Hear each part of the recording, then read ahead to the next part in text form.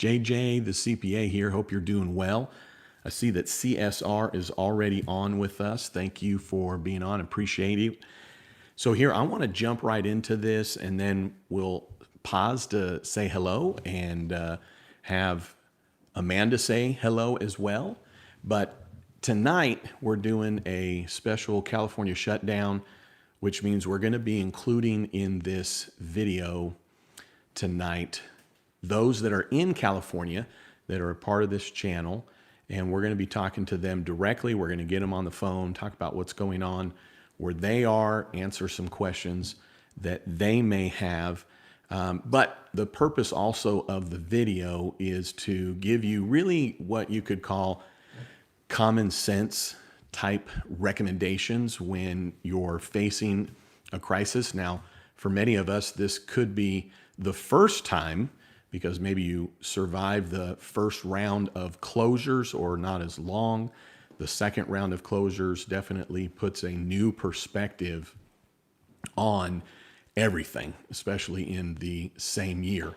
The other aspect that we want to take a look at here is some of the things just that are getting ready to happen in the next 3 weeks to 6 weeks that are out of your control, I get, but then what can you control? So again, these are not magical items, meaning these are common sense, but when we're sometimes in a panic, we don't necessarily think of all the easy things. So with that being said, when you're in a crisis of any kind, what would we do? What would your grandparents tell you to do, or your parents, right? Take a deep breath. You know, one of the things I tell Cooper, my son, is no matter the circumstances, you're on the mound, you're at bat, getting ready to give a speech, you're getting ready to go in and talk to somebody, is to take a deep breath. Oxygen does a wonder for us, and it's staying calm. I know that's easier said than done, but bottom line is that you want to do one thing with what's going on, especially those that are in California. I know there's other places that have shut down, which is to really absorb one fact related to all of this, which is this isn't your fault. This isn't your fault. You didn't do this. I'm not saying it's anybody's fault, but the reason I want that to sink in for you is that now you can actually, in my opinion, face this differently than if something was your fault, or if something could have been done differently, and now you're in the circumstances that you're in. Meaning, you couldn't have done anything differently if your business is closed down right now. So with that being said, it should be easier, I'm hoping, for you to face the real crisis right now, which is out of your fault, which is not your fault, which is the closure, right? The panic typically is, how am I going to pay my bills? You don't need to start with the end on this one. What you need to start with is, well, what do I do now?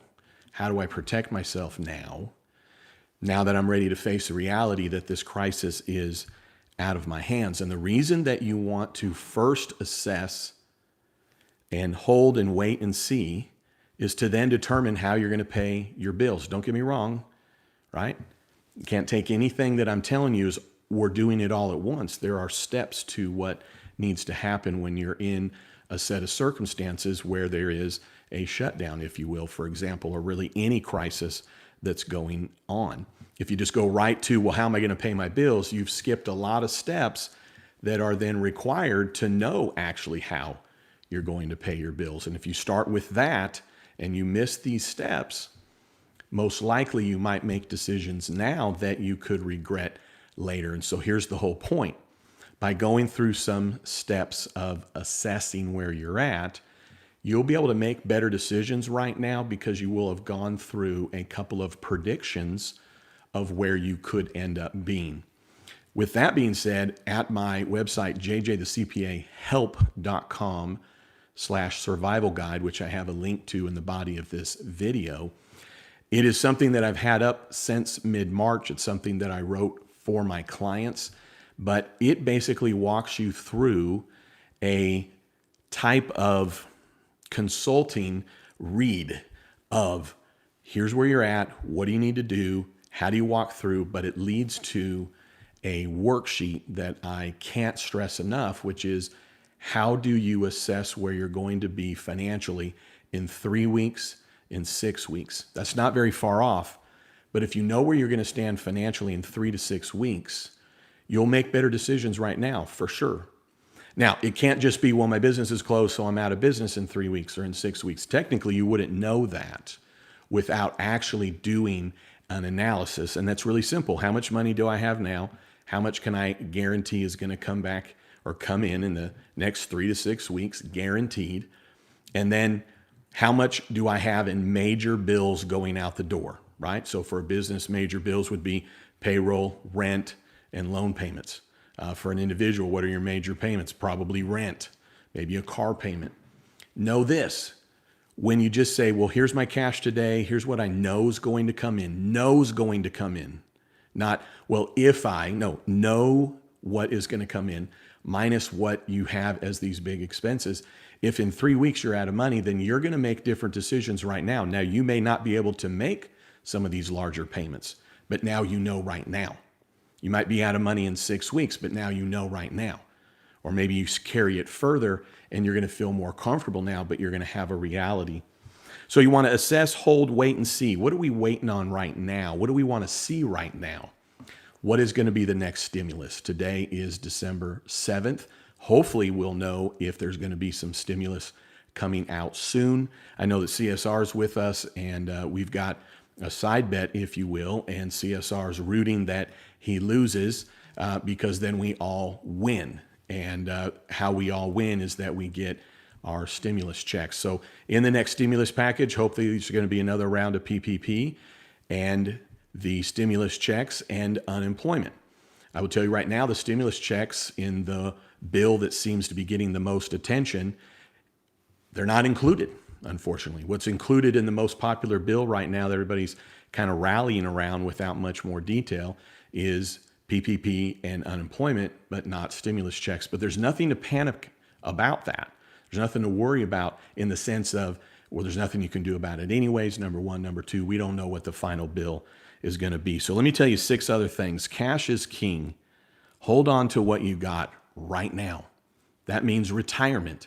That means what's in your cash box. That means what's in your pocket. That's what it means in your savings.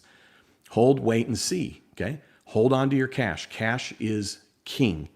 Don't pay down debt for a lower payment or remove a payment. Now, here's the thing you have to know. When we're talking about a position of your house is on fire, as I said a lot in March, April, and May, your house is on fire right now.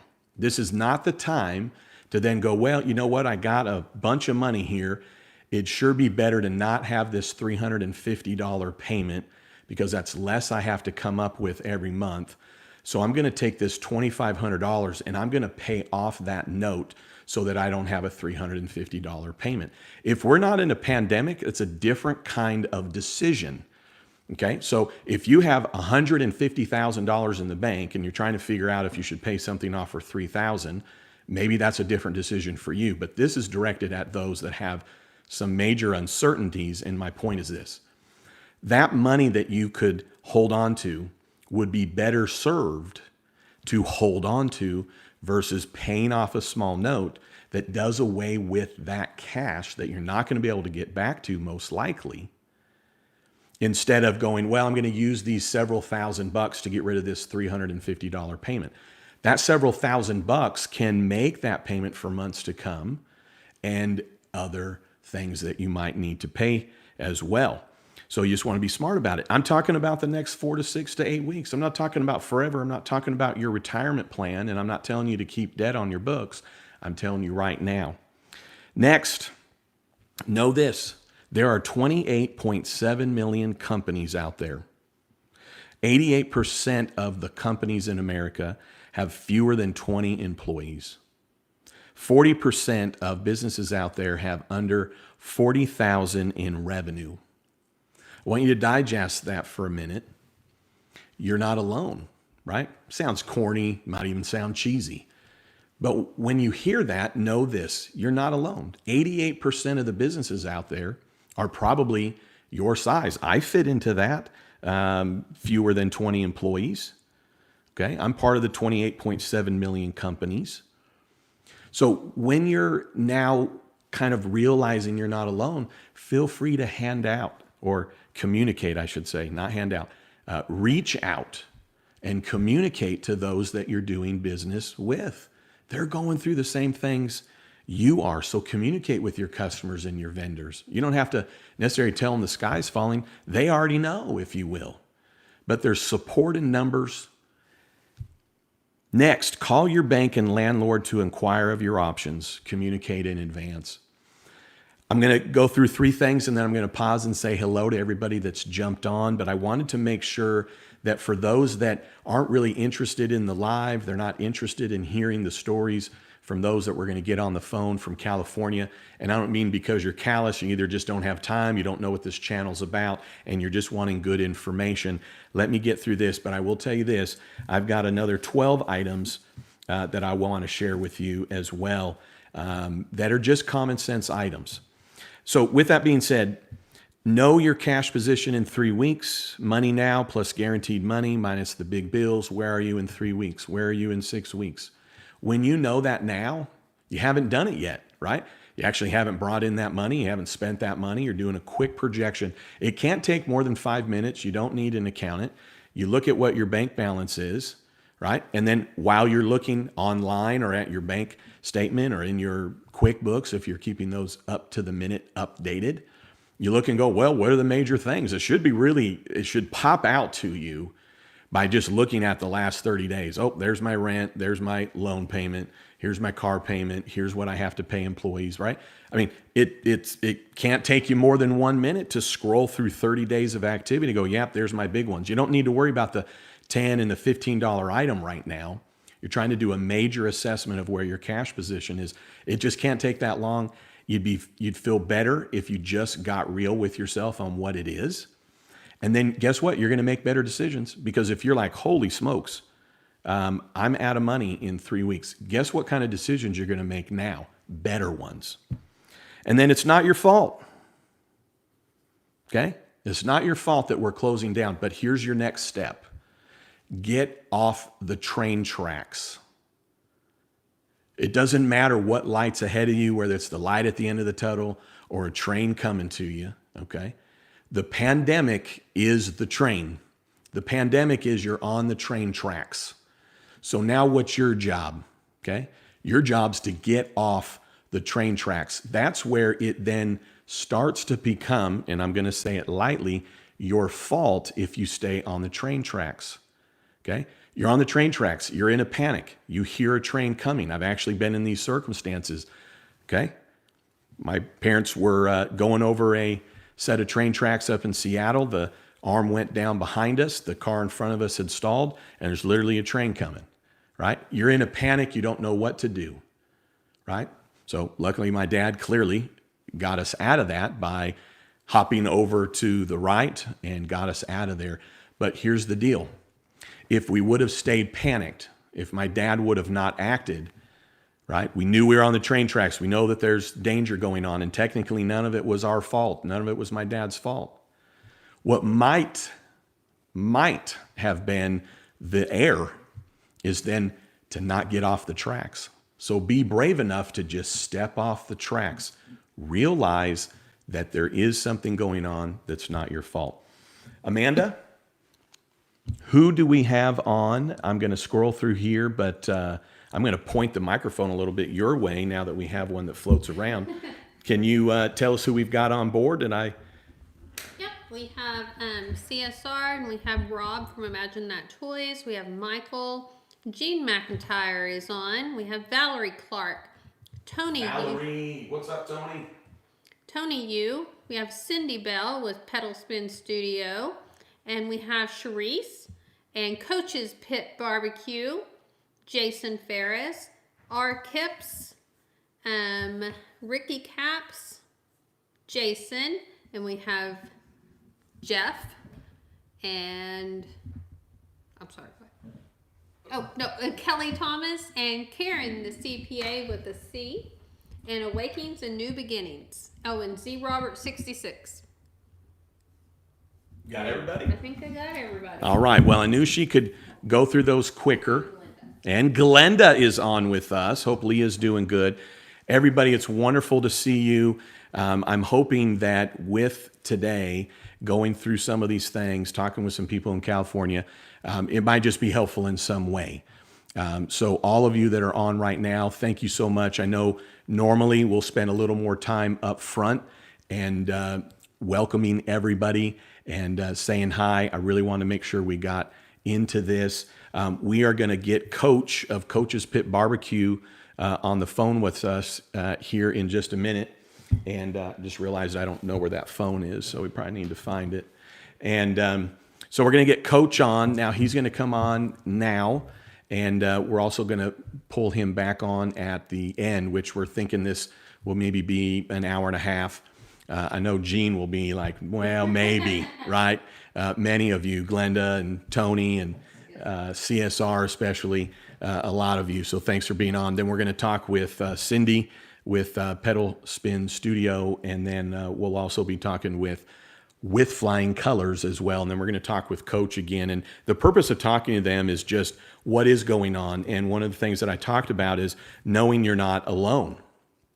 So if you are able to hear somebody else's set of circumstances, and I know none of these people are coming on and going to create a situation where they are feeling sorry for themselves, but hearing some other realities maybe helps others face some of their reality that's unfortunately going on right now. So, but we're going to get Coach on, but I want to tell you that I don't know that anybody will. The last time I was on live, people were donating or contributing or paying money. If we collect any of that tonight, you don't feel obligated, but we are going to give that all to Coach.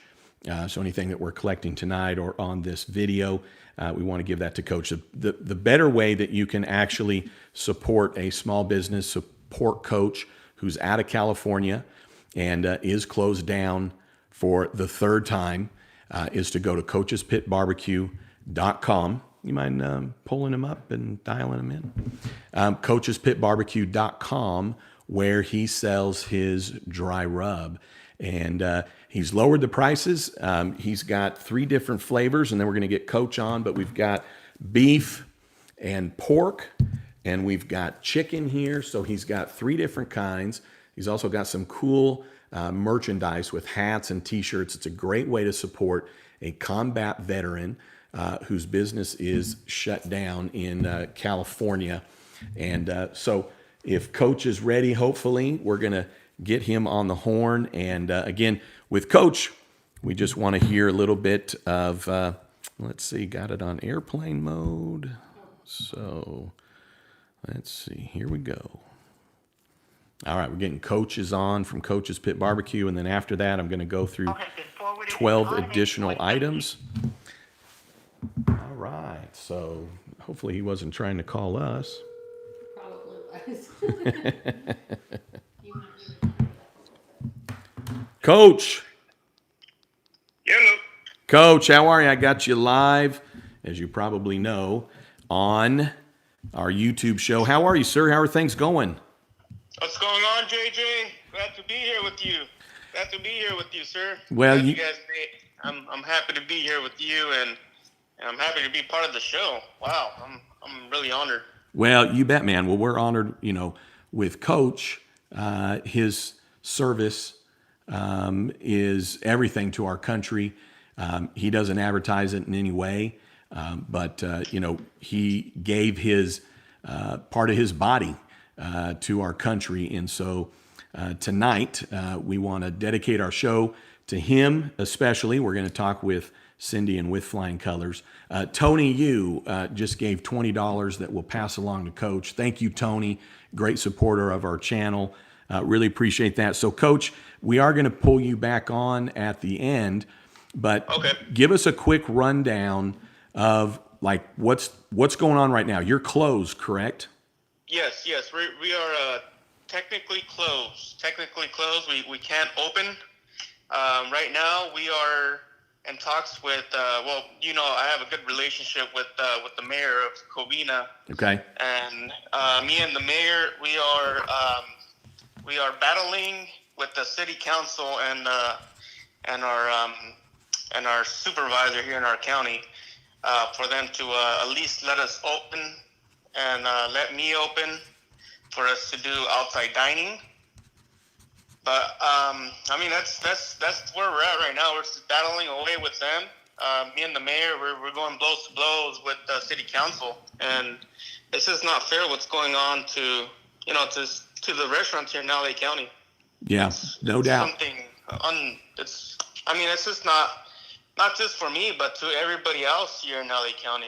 I'm not just saying it's we're just the mayor's just looking after me. It's right. I just happen to be with the mayor, and I just happen to have a good relationship with the mayor. And I'm right next to him.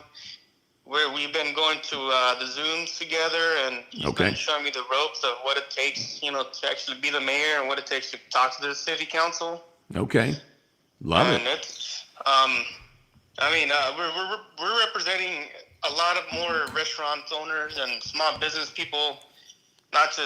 We don't just represent Coach Pit Barbecue. We represent, the community of Covina. Well, and yeah, you've been doing an awesome job with that, because I know that when you had to close in March, then you reopened for 3 weeks, and then you had to close again. But even when California opened back up, at the time there were restrictions that you were having to comply with. It was going to cost you like $25,000. But we're going to be talking a little bit later with Flying Colors. She came to the rescue in a lot of ways, contacted someone she knew in the mayor's office, as well as someone on the news that got a spotlight on your business. And tell them what happened. I mean, that happened pretty quick. We had our live barbecue, and then you were serving a huge event like 4 days later. Give us a quick rundown on that. Yeah, so we did we did the live barbecue, and that's when we got in contact with Flying Colors. And the next day, she wrote to us, and she asked us to contact KTLA, the people from KTLA, and she gave me her info. Give me their name, give me their info, give me cell phone number. So we contact them, and they said to write an official letter to KTLA. So we did that. And I guess somebody from the person I sent the letter to, they sent it to the city council, and the city council sent it to the mayor's office. And then the mayor got in contact. Well, not the mayor himself, but the mayor's office, somebody that works at the mayor's office contacted me.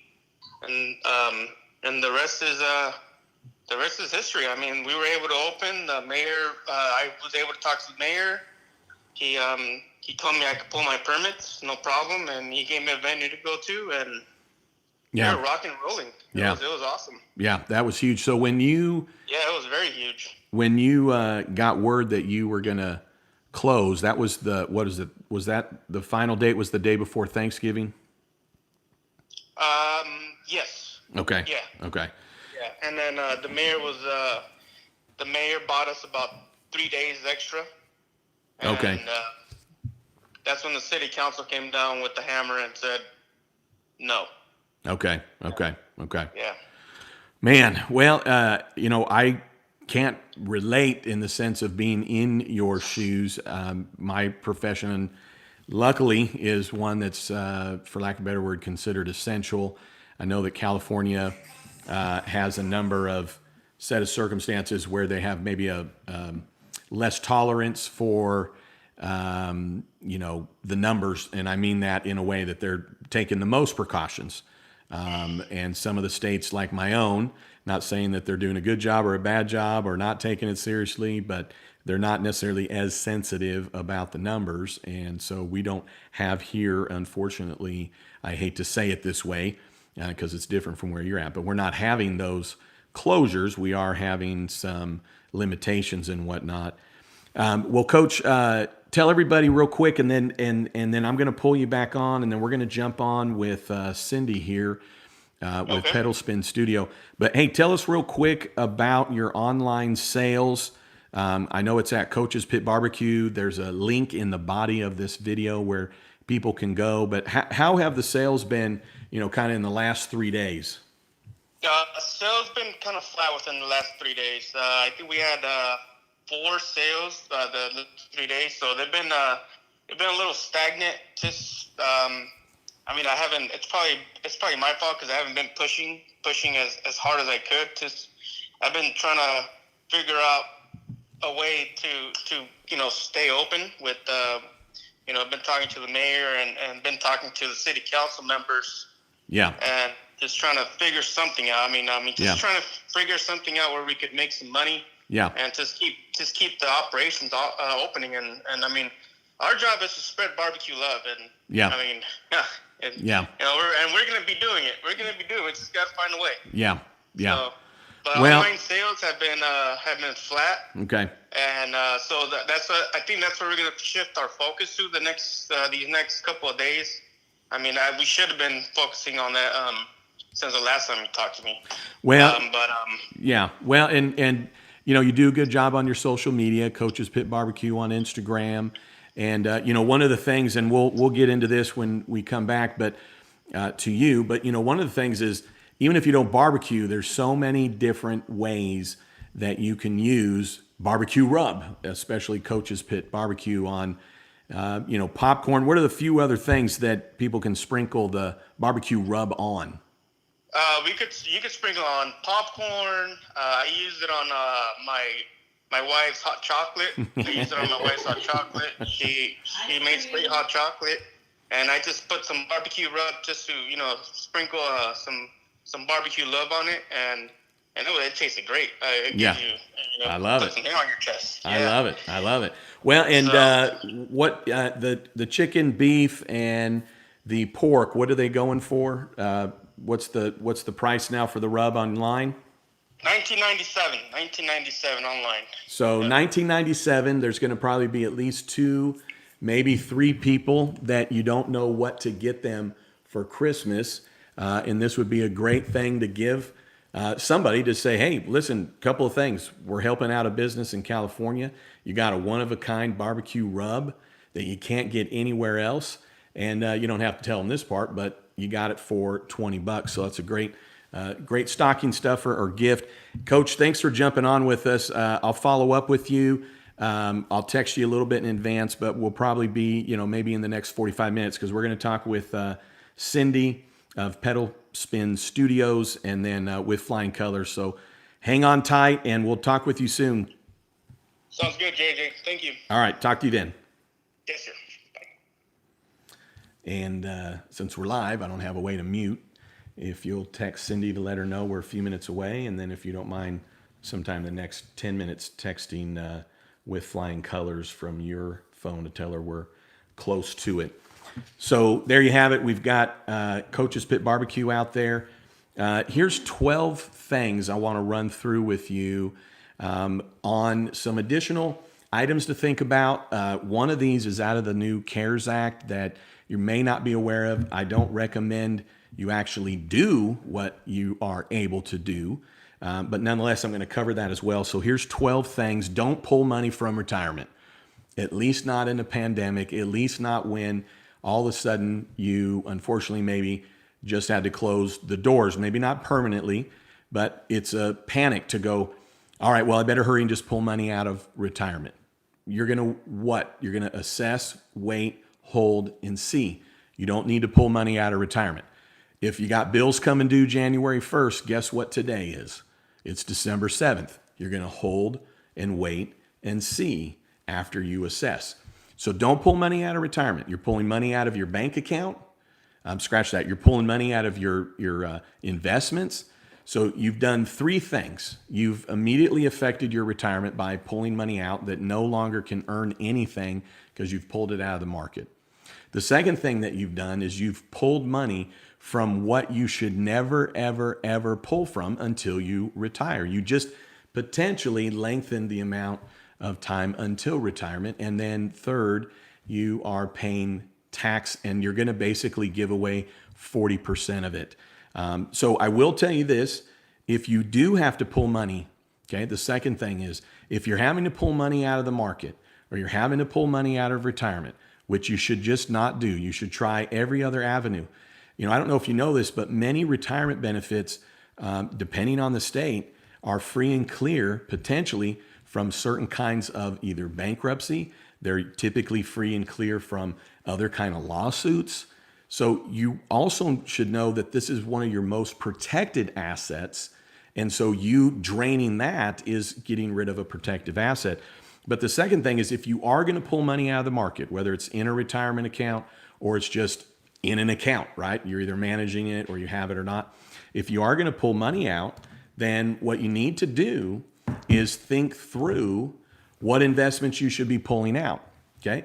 You can't necessarily just call your investment advisor and then say, oh, okay, well, I'm going to need $50,000 and I need it tomorrow, because your investment advisor is going to do the best they can and they're going to whip it all out and they're going to sell stock at whatever it is at that point.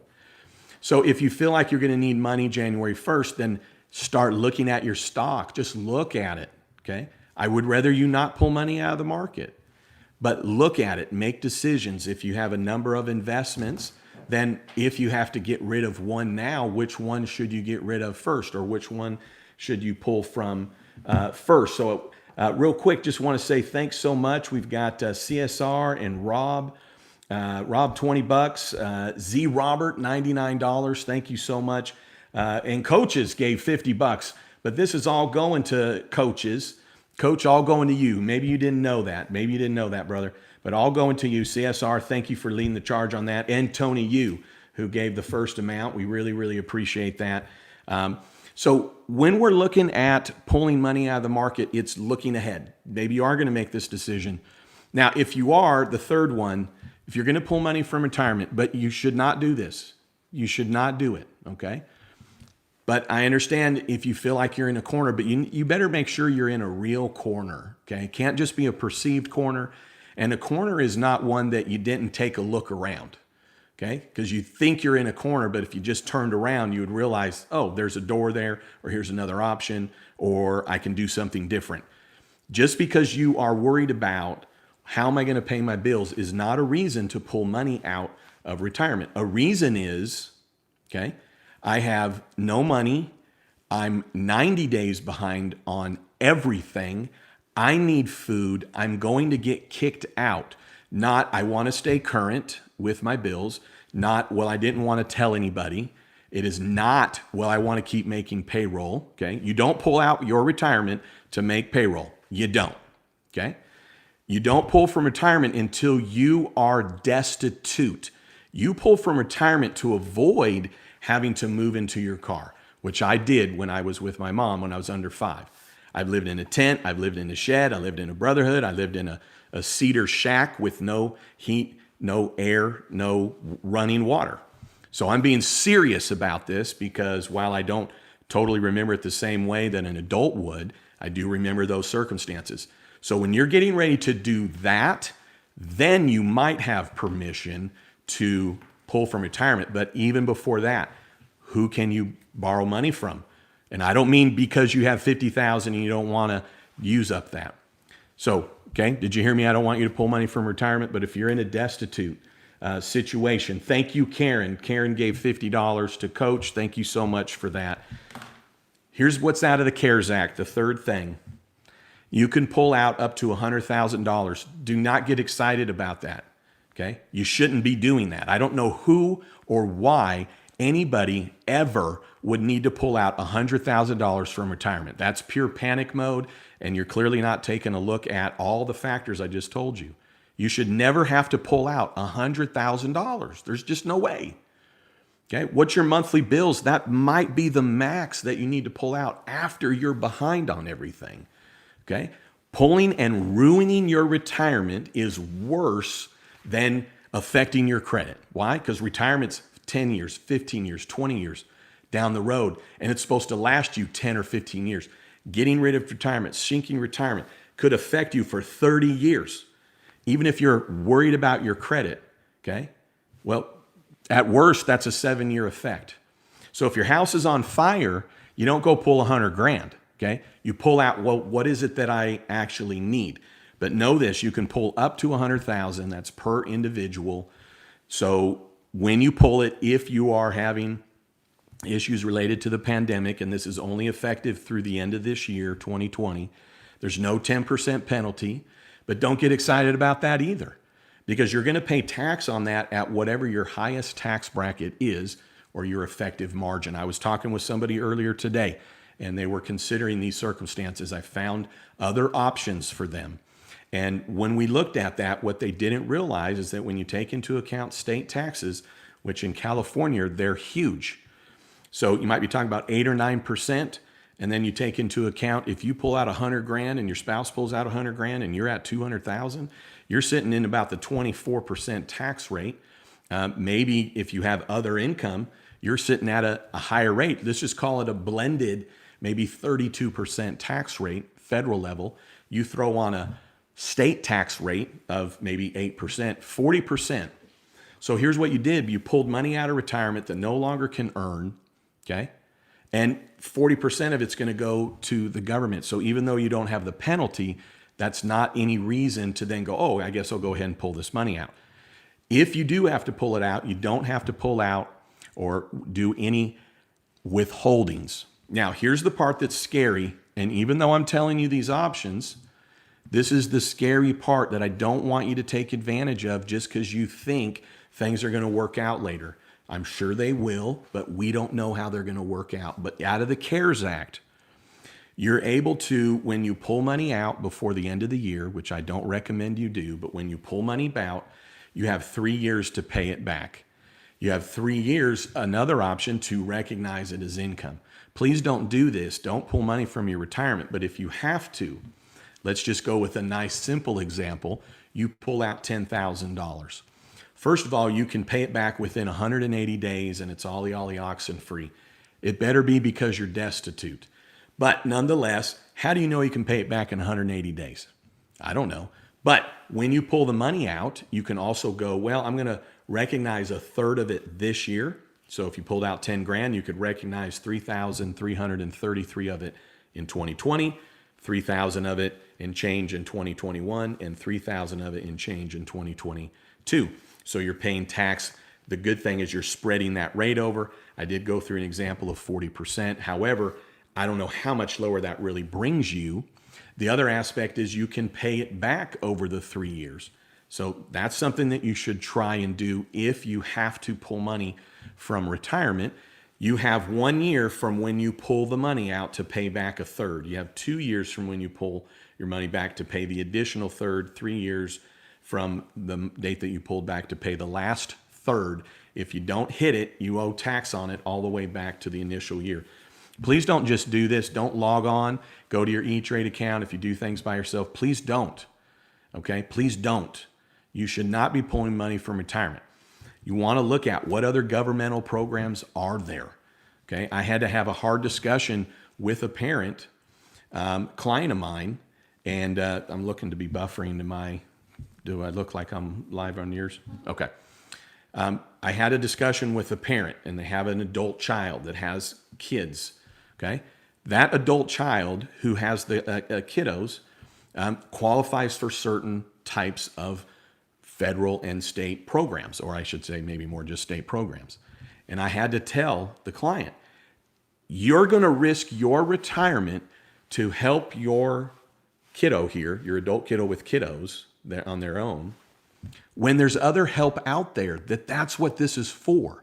It's not, well, do your parents have money to help you? Because if your parents have money to help you and you're 30 years old and you have kids, then the state and the federal government doesn't say, well, then we're not going to help you because you clearly have parents that can help you, or an uncle or a niece. Okay. So if you have help that you can take out there, take it. Okay. Take it. It's what it's there for. Remember what I told you earlier, these things are not really your fault. All right. Out of these 12, number 4, unemployment's taxable. Remember that. It's taxable. You will pay tax on it. You're going to get a form 1099-G as in government, and you're going to pay tax on it, whatever your ordinary rate is. Seems unfair, but it's true. Why is that key? Because if the next stimulus comes out and you qualify for unemployment. It's not a reason not to take it. It's just being aware of it. And maybe you should have a little bit withheld. Anything, 10%, 5%, 15%, or just know that come tax time, you're going to owe some tax on that. Number 5, keep your health care. Right now, we have a spot or a period of time where we're signing up for health care next year. We may not have the money that we think to keep health care. You need to keep health care. You need to keep health care. You need to keep health care. I'm repeating it. You have to keep health care. Okay? If you can't pay it in March, then you can figure it out what to do in March. But you don't make a decision now to not get health care because you don't know if you can pay it in January, February, or March. I'm assuming things will be better by the time we hit February and March. Keep your health care. If for some reason you have some plan that you literally are destitute, literally can't have a pot to send, to pull out of, to buy or to maintain health care, make sure you have something catastrophic health care, something. You have to have health care, okay? The next thing is that don't make long-term decisions right now. What does that mean? Okay, it's not time to expand your business, right? It's not time to figure out how to borrow more money to then build something out. It may not really be time to hire new people, right? So when you're talking about long-term decisions, these may feel like good things. They may feel like, well, I'm moving in this direction. I've talked with somebody in April, and they got the PPP and then they got the EIDL, and they're like, hey, with the EIDL, we're going to expand this, we're going to do that, we're going to bring this on, we're going to do a second location. And first of all, I said, well, you can't do that with an EIDL. It's not allowed. Okay, but second, this isn't the time to do it. This is not the time to do it. They have not been open at all. So if they went to a second location, if they hired new people, they never would have been able to go to work. Things are uncertain. Long-term decisions right now, why are you making any of them, such as pulling money out of retirement? Number 8, negotiate bills nicely. Negotiate bills, though. Contact your landlord, right? Utility company has all kinds of options out there, typically. Making payment arrangements. If you owe medical bills, contacting them, creating maybe different payment terms. But it's all getting in advance of it, getting ahead of it. Adjust your withholdings carefully. Adjust your withholdings from your wages. You can use Form W-4, that's W-4, that can adjust your withholdings to have maybe less withheld. Here's how you know you should have less withheld. You're getting refunds, okay? Refunds are, in normal conditions, a loan to the government. It's your money. A refund's not Yahtzee. A refund shouldn't be exciting. A refund doesn't actually mean that your CPA or EA or tax professional is good. What it means is you paid in too much tax. What it means is you withheld too much tax. Now, your CPA, EA, and tax professional may have helped you with some tax decisions that helped you and reduced down your tax, that contributed to you getting a refund. But guess what? If your CPA, EA, and tax professional is helping you with that, here's what I'm doing with my clients right now. We're deciding, do you need to pay in a fourth quarter estimate? Right? If we've taken the tax positions to reduce down the tax, then what is it that we can do now to try and pay less tax in? Be looking at your tax credits as well related to payroll. Make holiday gifts. You need to check out Amanda's channel on, Amanda's Instagram. Is it called a page? What is it? Just called Instagram. On the gram. On the gram. So ATB Living. And the reason I want you to check her out on Instagram is that the other night we made Christmas gifts for our friends, and the Christmas gifts that we made, I think the cost might have been, $6 max per person when you take everything into account. I think if we take everything into account, it's about $750. Okay. You'll have to, you haven't done this in a while. You're going to have to talk louder, I know. especially when we have this new mic here. So I'll turn it your way, but you got to talk a little louder. But nonetheless, make some Christmas gifts. Maybe not for your kids per se. But anyways, people love homemade stuff. And we did some things. But anyways, on your channel, we did a story on it. And then on ATB Living, you're finding deals. So on Instagram, what Amanda has become is what they call an influencer, and she has a page called Like to Know It. Here's why I'm telling you this. Yes, it's a promotion of Amanda, but she's finding things that you can get for $5, for $15, where to buy used items besides eBay. She's finding deals of the day at Walmart or Target. And so if you're listening to her stories on Instagram, ATB Living, there's a link in the body of this video to that. She's helping to find deals, coming up with ideas to spend less. People will understand. Also, consider refinancing now. And I'm going to circle back to that, and then put any stimulus to good work. So we better get Cindy on and tell her that we are getting ready to call her. And so if she can turn down, if she's listening right now, turn down your volume. We're going to visit with Cindy of Pedal Spin Studios. She was a part of our reality show, and we never really got to take off with the reality show part with Cindy because everything shut down again. We weren't able to travel out to her because that was our original plan. But let's get Cindy on. She owns Pedal Spin Studios. We'll let her tell us where it's at. It's very, very successful in that it has 5 locations. I don't know how many are open right now, but we're going to visit and get a heads up on this right now. Hello. Cindy, how are you? I'm well. How are you? Well, I'm good. It's so good to hear your voice. You sound very positive. Always have to stay positive. Always have to. Well, that's always been a wonderful part of your personality. Well, if you don't mind, and what we need to do is, for you coming on, what we need to do is we need to get a Zoom lined up here so that we can address some of the things that we were addressing before you shut down the last time. But what's the latest right now? You guys, you and Michelle, your sister-in-law, you all have 5 locations, but what's the status of these locations right now? You're in California. Tell us what locations you've got and what the status is of each one. We are. We started, we went into the pandemic with 5, and we've since shut down 3. Permanently or? Yes. Oh, wow. Well, I would say, well, not permanently. As soon as we have a little bit more clarity on what, I see. What direction we're heading. So maybe they're on the chopping block. Yeah. So, we've given up the space. We've given up the Oh, wow. the rental space, but Wow. We put everything in storage, and Wow. once we have a little bit more certainty, we'll come back. Our Palm Springs location, it was just impossible to host classes outside. Okay. And because of the heat, and just there wasn't enough business there. Claremont, it was just the city. There was no place to host outdoor classes.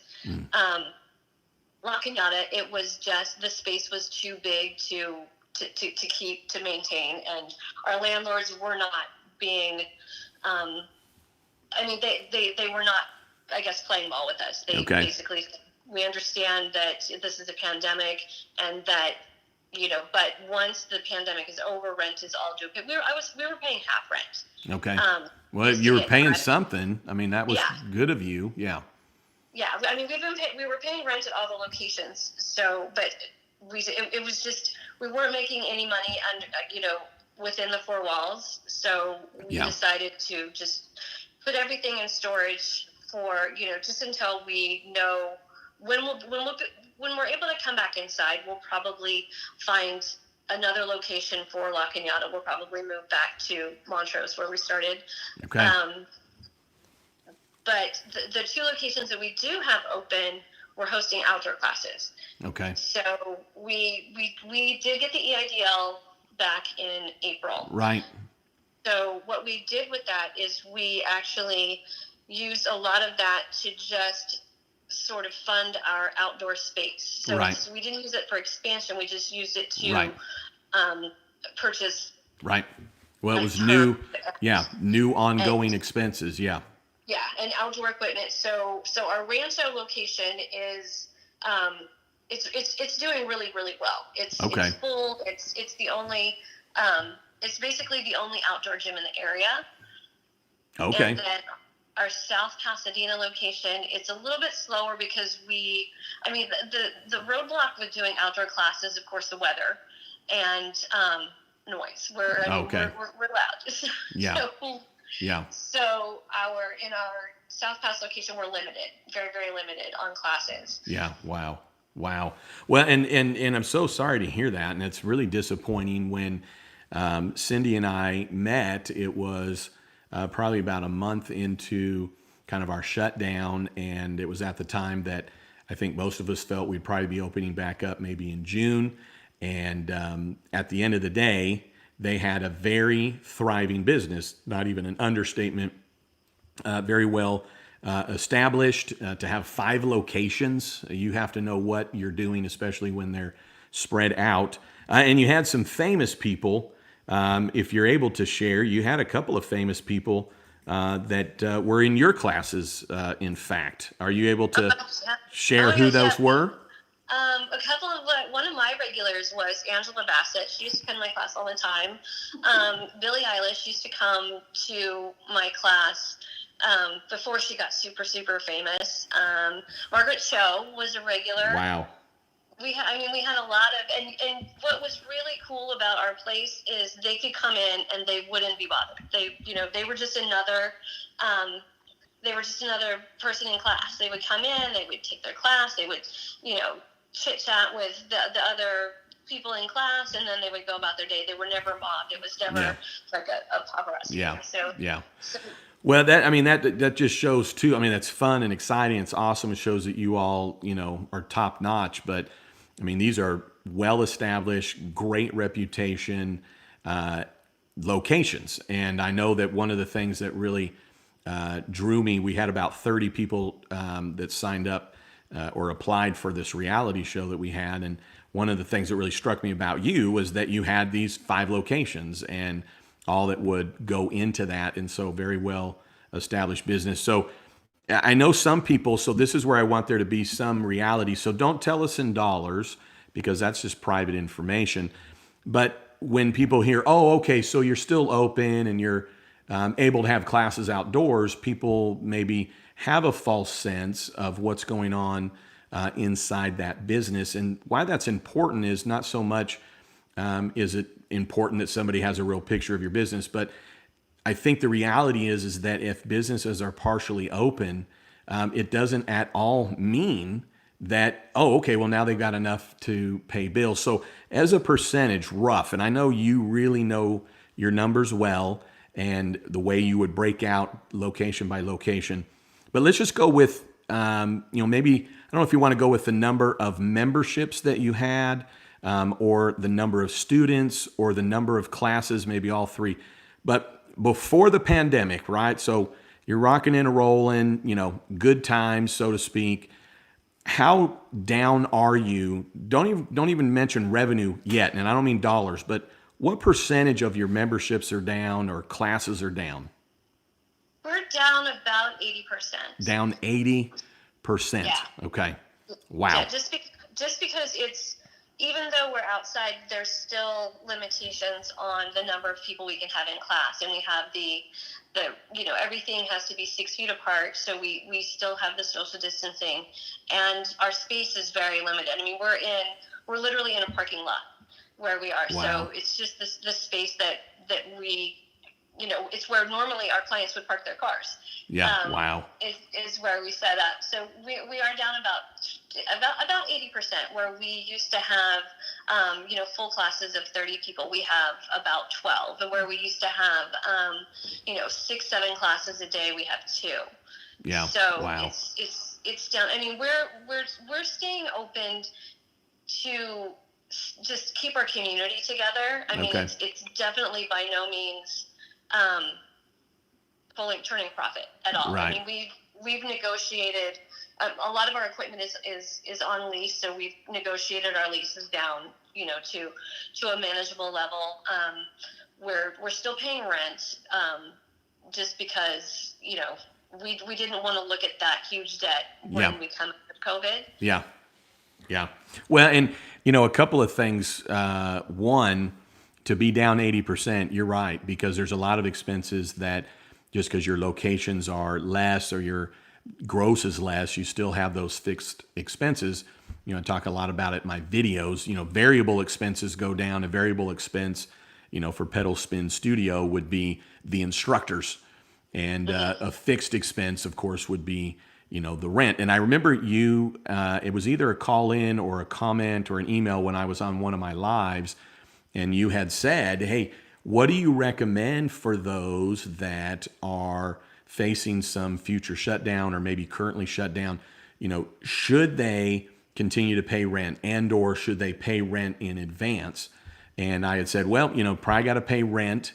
Probably don't want to pay rent in advance, just from the standpoint of you don't know what's going on. So good job with honestly making the hard decisions and being, realistic with, you and Michelle being realistic with yourselves in terms of, well, how fast can we even turn things around to be able to afford the rent? I know that you said the one landlord, wasn't as, helpful with you. How long were you at that location in particular? We had actually, we started out in Montrose, which is just a little bit away from the location where we filmed our video that we sent to you in La Cañada. We were there for about 3 years. Okay. And so we weren't long term. We had basically expanded into that place. We doubled our space from our original space. And when the pandemic first, I remember going to my landlord's house and, sitting at her kitchen table and explaining to her the situation and her shaking her head saying, I'm sorry, but I can't help you. You have to pay your rent.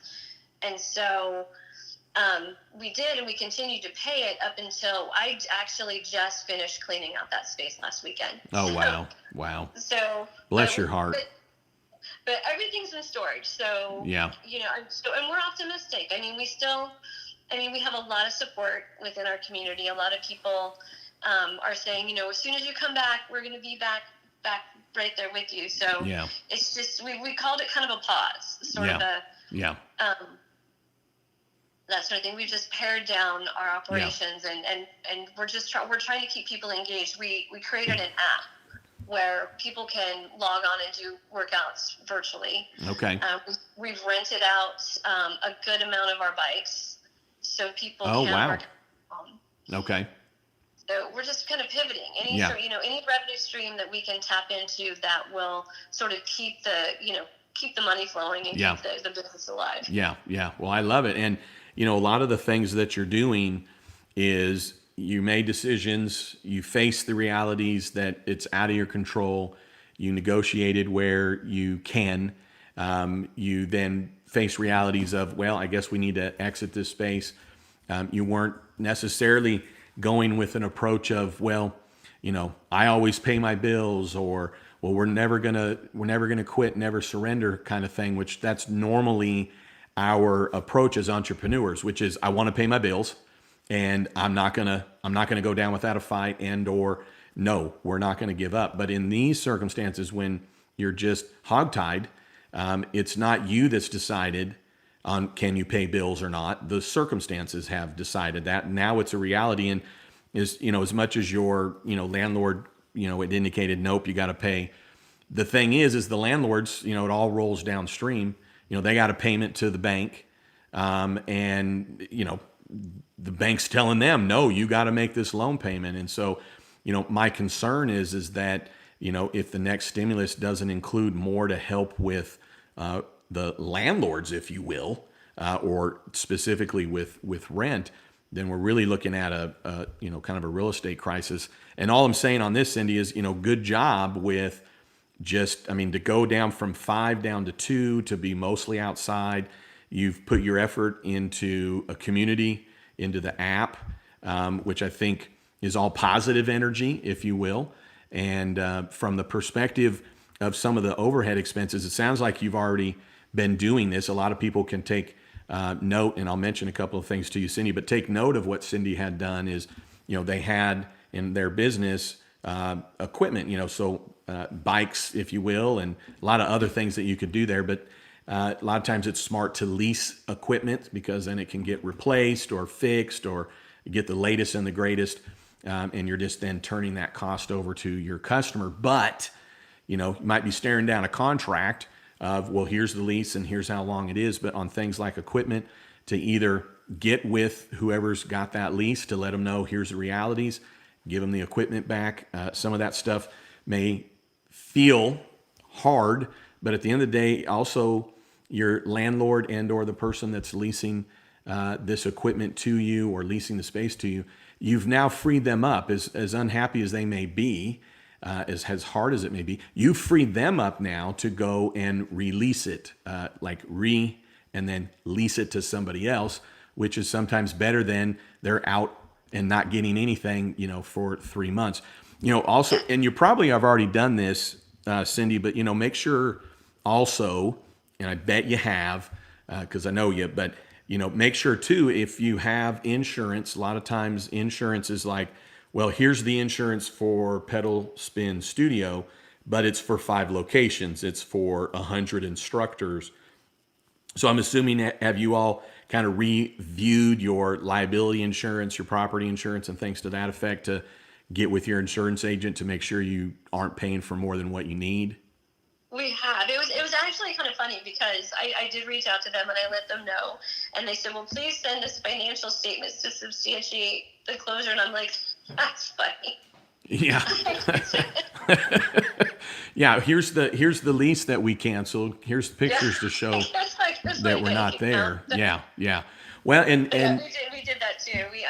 I spent just hours and hours, and you know what? Most people, to be honest, have been very kind and very open to negotiation. Yeah. As long as we're consistent and we keep in contact, we don't just disappear, and they feel like they're not going to get paid at all. Most people have been very open to work with us, which has been a blessing. Yeah. Well, that's great. And you have a sweet nature to you, and you're kind of a no nonsense, but also very practical, I think, in your approach that helps.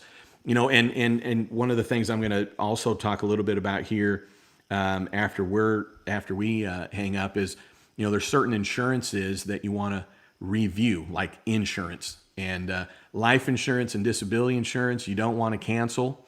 But then there are certain insurances, Cindy, you all may have, work compensation insurance or other kinds of liability insurance just for the number of customers. So it sounds like you already got with them, but make sure you're checking, if you see something coming out, and mostly for the audience, if you see something coming out of your bank account and you're getting ready to cut a check, make sure that the insurance that it's covering is still intact. You still have those assets, you still have those locations, you still have that number of employees. You don't need to cancel it, but you can pare it down.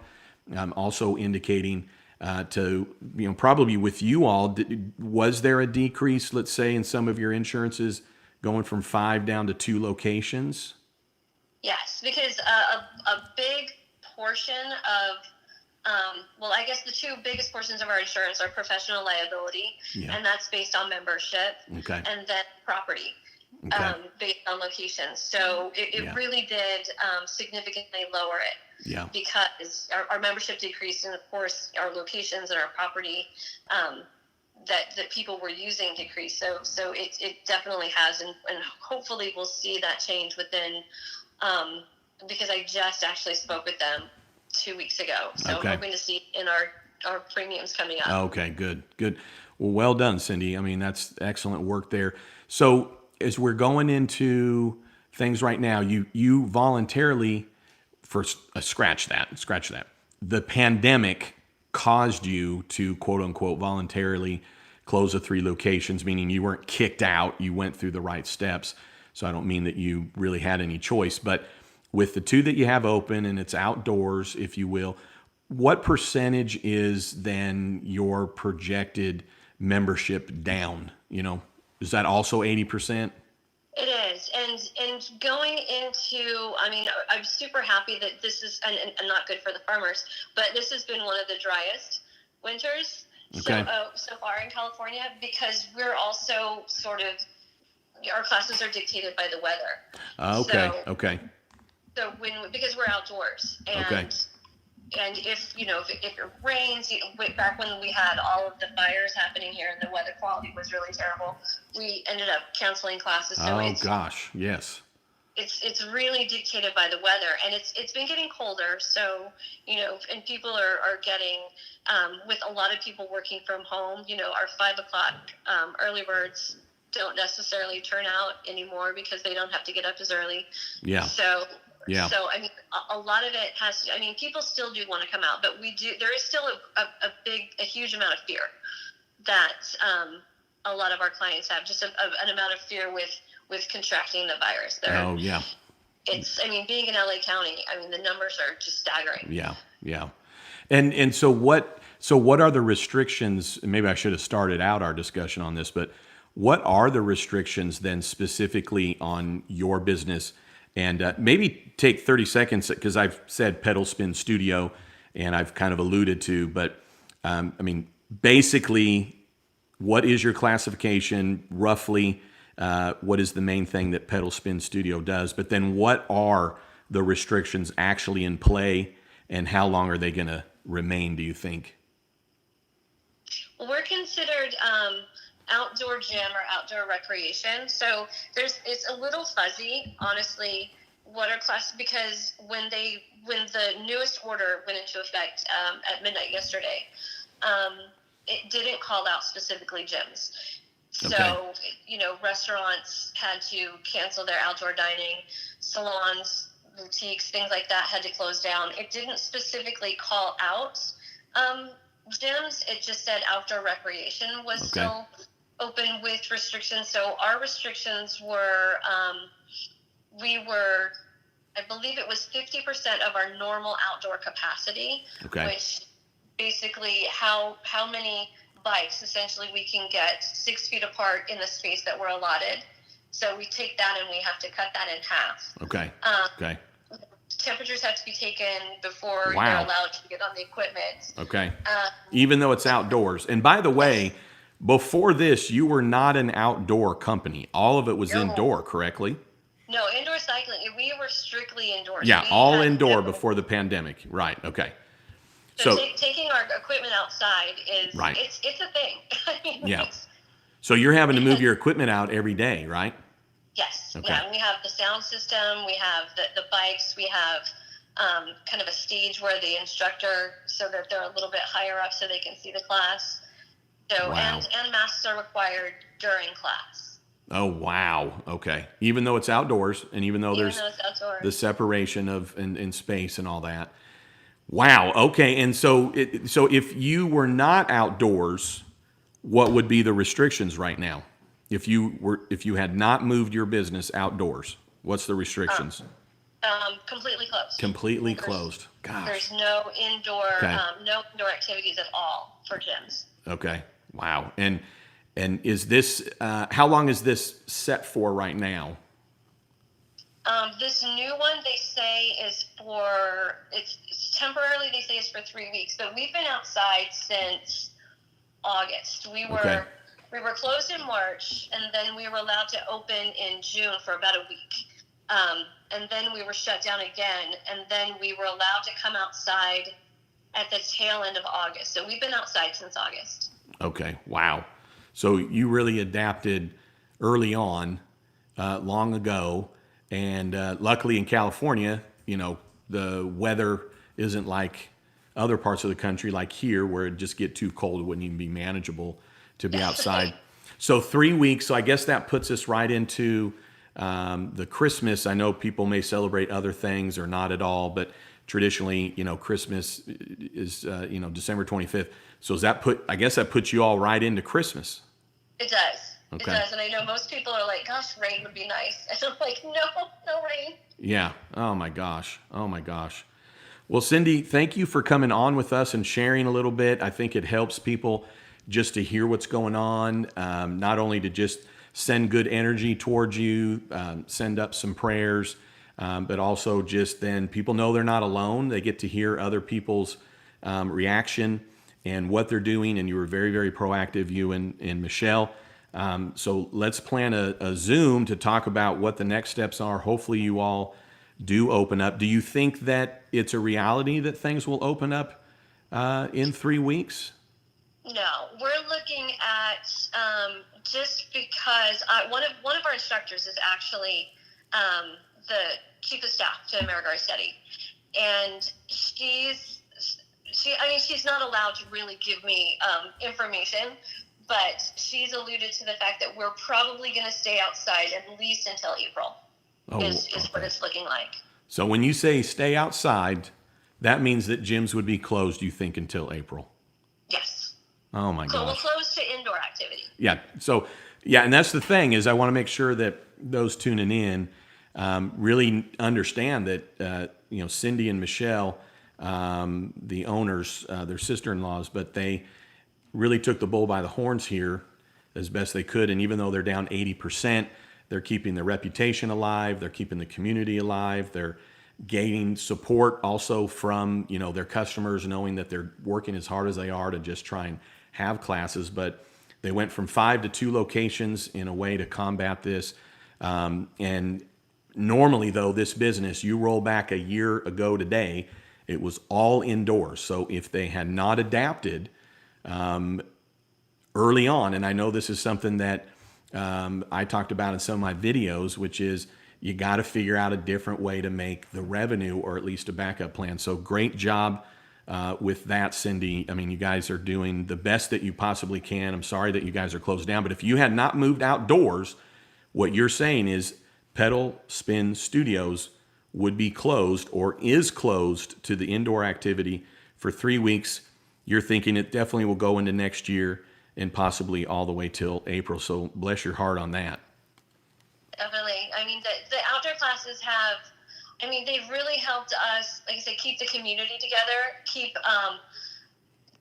faith in our brand and that sort of thing, because, we have every intention of coming back after this and rebuilding. I don't know if we'll get back to 5 locations, but it's helped us in just sort of just keeping people's spirits up. Yeah. I know my staff, they're so grateful when they come to work. They're so happy. They're like, Yeah. thank you so much for staying open. Yeah. Oh, I bet. And I know that we had some Zooms early on, part of the reality show, and just, it was all of us just having discussions. It wasn't for fee or anything, just so everybody knows. But nonetheless, I know that you guys work hard and you take into account, the many, many instructors that you have. So, well, hey, just in closing, I know that it's like a spray in the bucket here, but you and Michelle work so hard. I know that you all are probably, especially with your hearts, going without probably compared to those you're trying to take care of. So we have B4B Cares. Tony breathed life into that, and we've got this organization, this board called B4B Cares, and we've been gathering up money. So, Cindy, I'd like to send, on behalf of B4B Cares, our organization here, you guys $1,000. Oh my gosh. I would love it if maybe you and Michelle would just use it for your families. You can do it whatever you want, but it would be nice if you took this and took care of, whatever it is that this $500 would help each of your families with. So I know probably, Cindy, you would probably want to give it away to somebody else, but all I ask is that you split it with Michelle in the sense of going to you and your family for the holidays. So thank you for being on with us. Oh my gosh, you just made me cry. That's so sweet. Well, you bet. I understand it's a spray in the bucket, if you will. So It's honest. It's huge. It is, because Michelle and I have really been working really, really hard and haven't taken a minute, and so that's so generous. I don't even know what to say. Well, you bet. Well, it's a collective effort of the money that's been pulled into that. So not at all is the credit mine. Has been a group of business owners that have been giving money towards this. A lot of it was breathed life by Tony, our great friend. But anyway, so we'll cut a check tomorrow and mail it out to you. It has to be a check. We won't be able to send it electronically, but we'll send you a check tomorrow to Pedal Spin Studios, and then I'll be in touch with you so that we can do a Zoom together and see what else maybe can be looked at going into 2021. Oh my gosh, I'm so looking forward to, and I just have to tell you that just watching your videos and being a part of your community has really, it's inspired us to keep going. It really well, has. thank like, you. I say that with 100% honesty. That early on, I started and just watching, and every time just taking notes and writing things down, and so it's helped us. I can't even thank you enough. I mean, what you've done.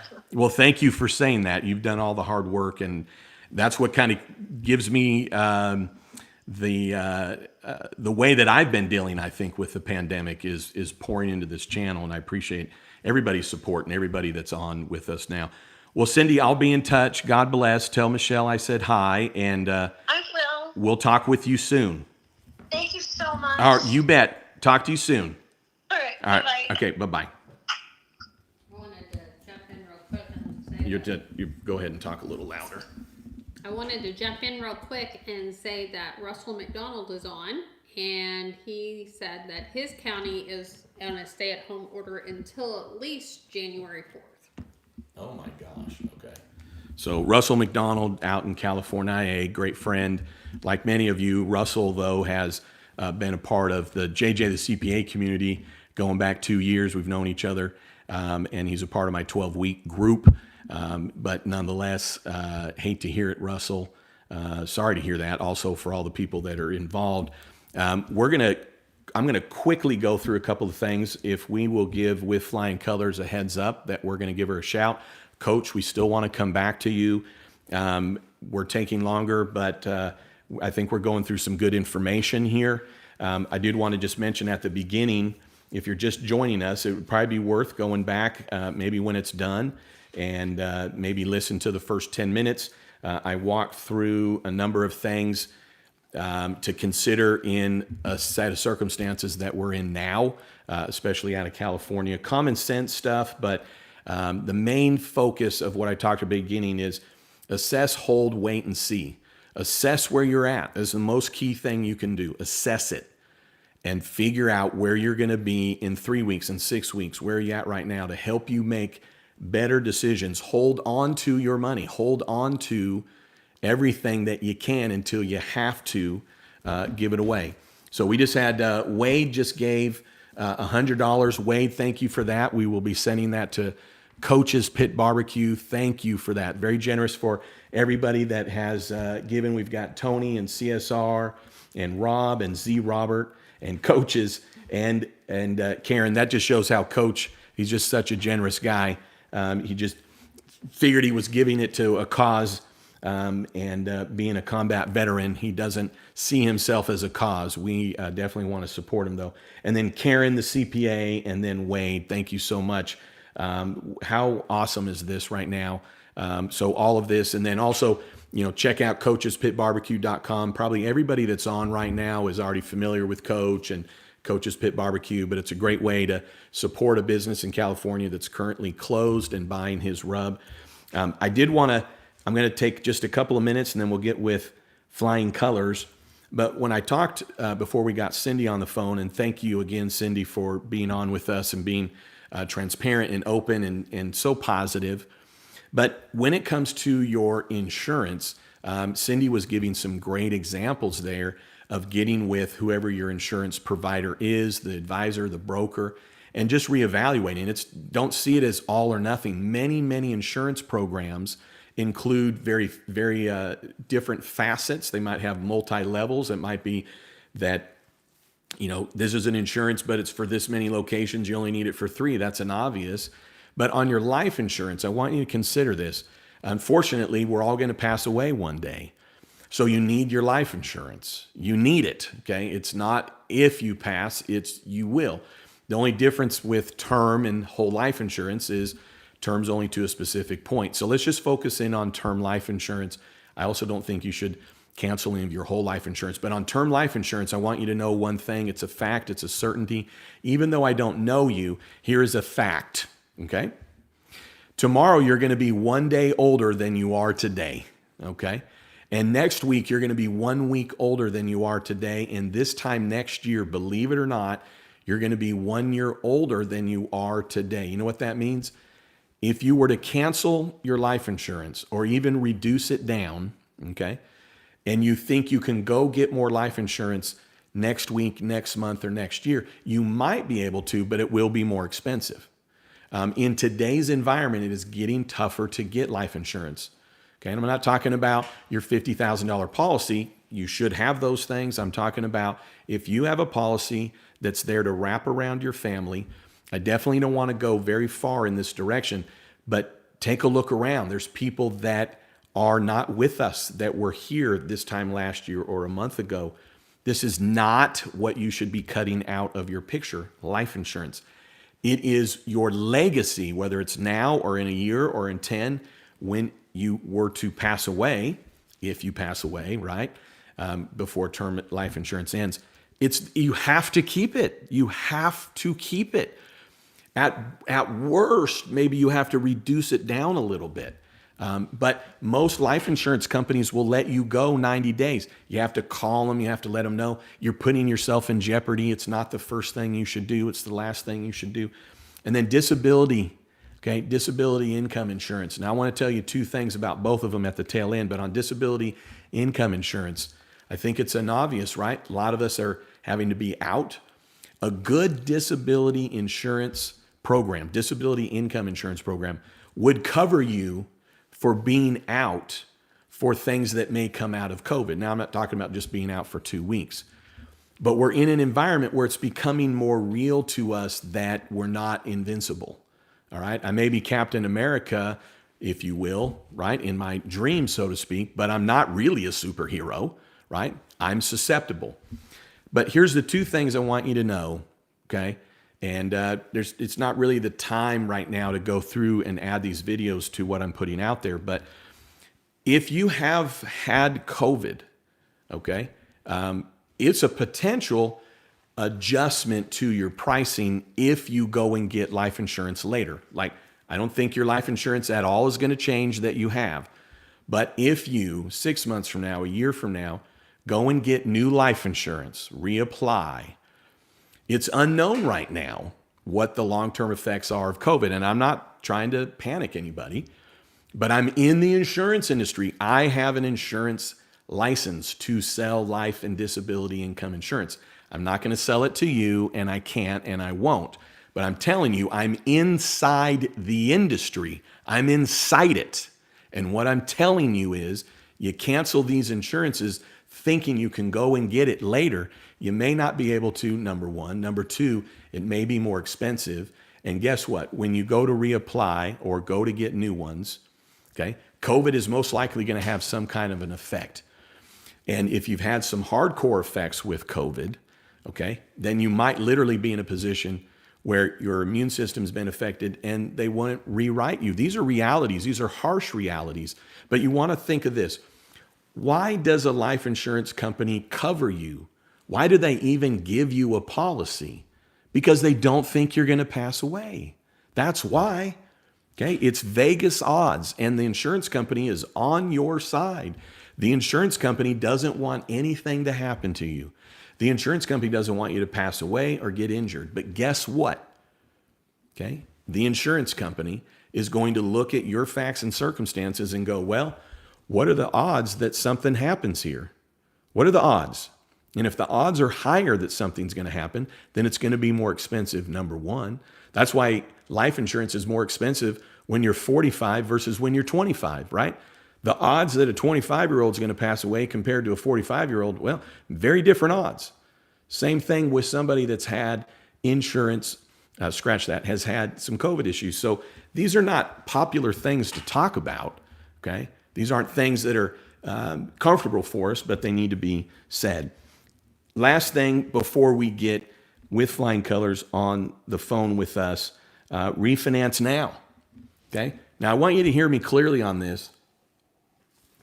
And those of you that know me, you will, okay? I'm a certified public accountant. I'm not leading you astray.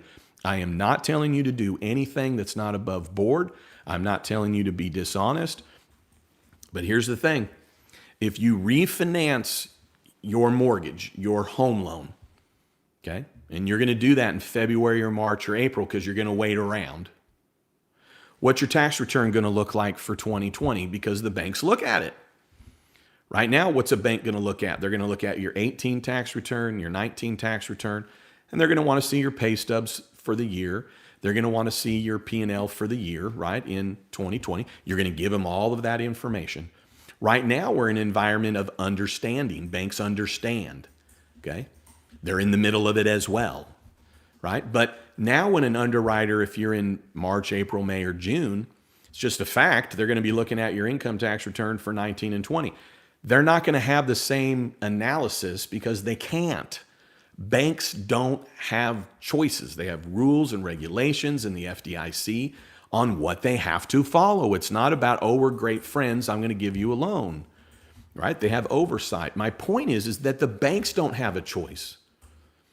They're going to have to compare 18 and 19, and then they're going to compare 19 to 20 when you're into next year. So my point is that if you're looking at a major hiccup, your bank's going to still see it, but it's not necessarily possibly the same kind of harsh reality when they're comparing tax returns.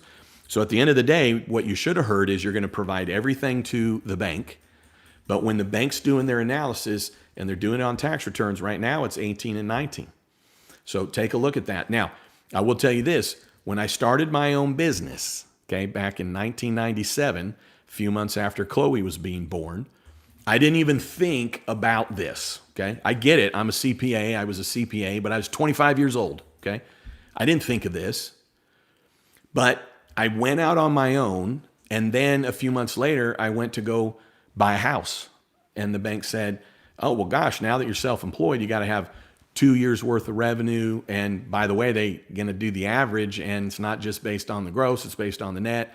And whatever you net to your average is going to be based on what you're going to be able to buy. So for 5 years, I had to rent, right? I mean, I was 25 years old. Give me a break. But I had to rent for 5 years.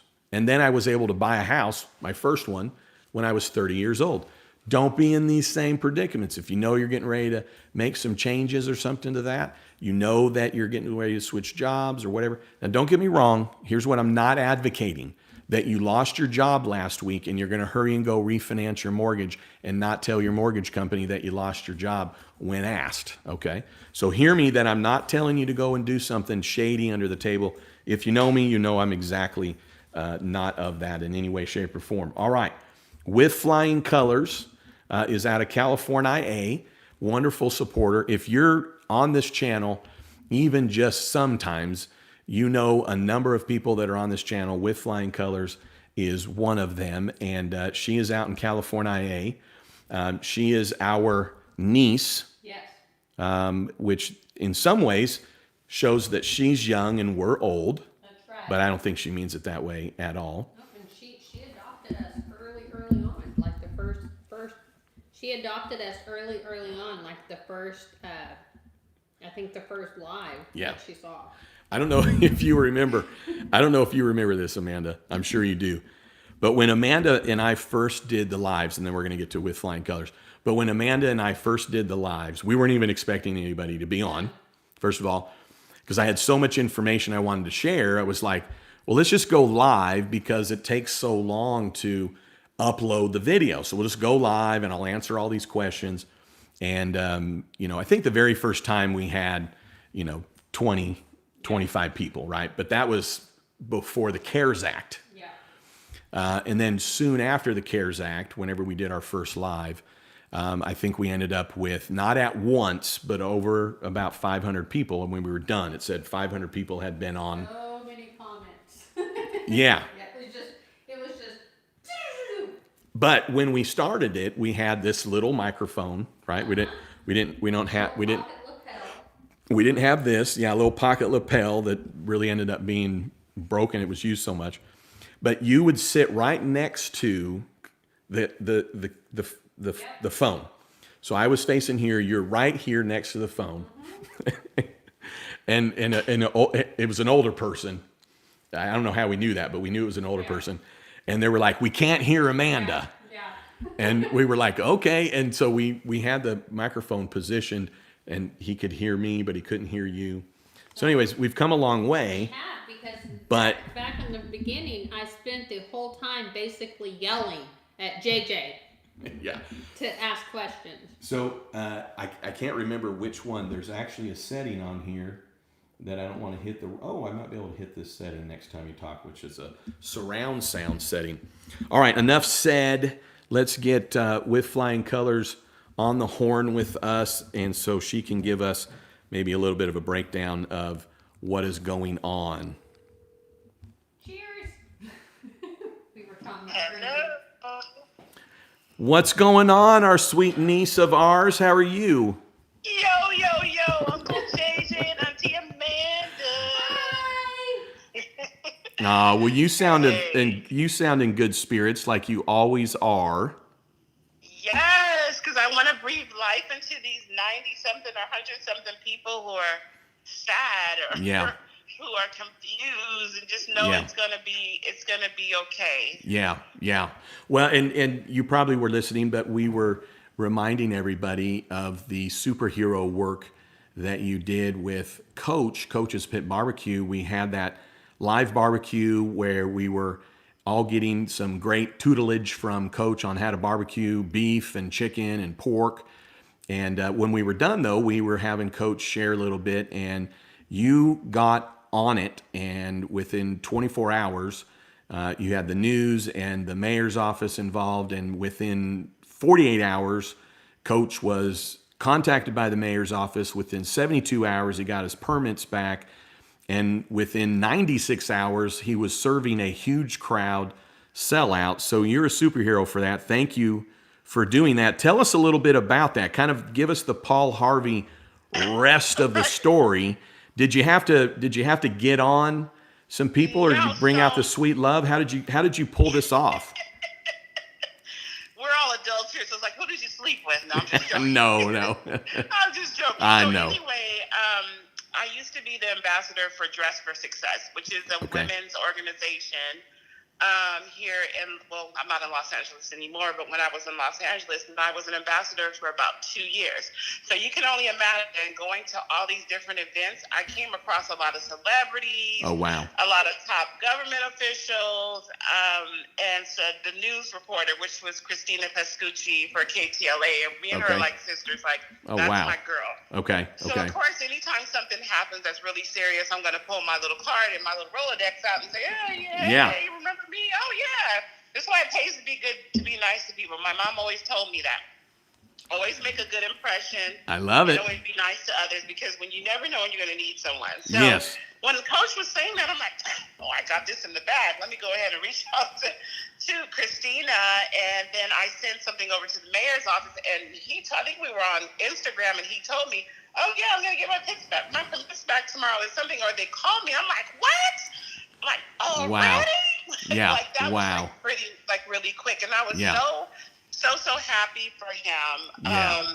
So that's how that went. Well, you are a superhero. Thank you for jumping into action on that. And these are the kind of things that I really appreciate about everybody that is on this channel, a part of this community, is that they've really kind of bought in that hopefully the underlining theme here is to be helpful and positive, and you embody that a lot. So thank you for all your support of always being a support here. And I don't want to get into politics, but I do want you to know that I've told probably at least 20 people. You had a post on Instagram, and I had posted in support of you, and I had indicated, I'm not sure what this will bring, but I'm going to trust you, meaning you.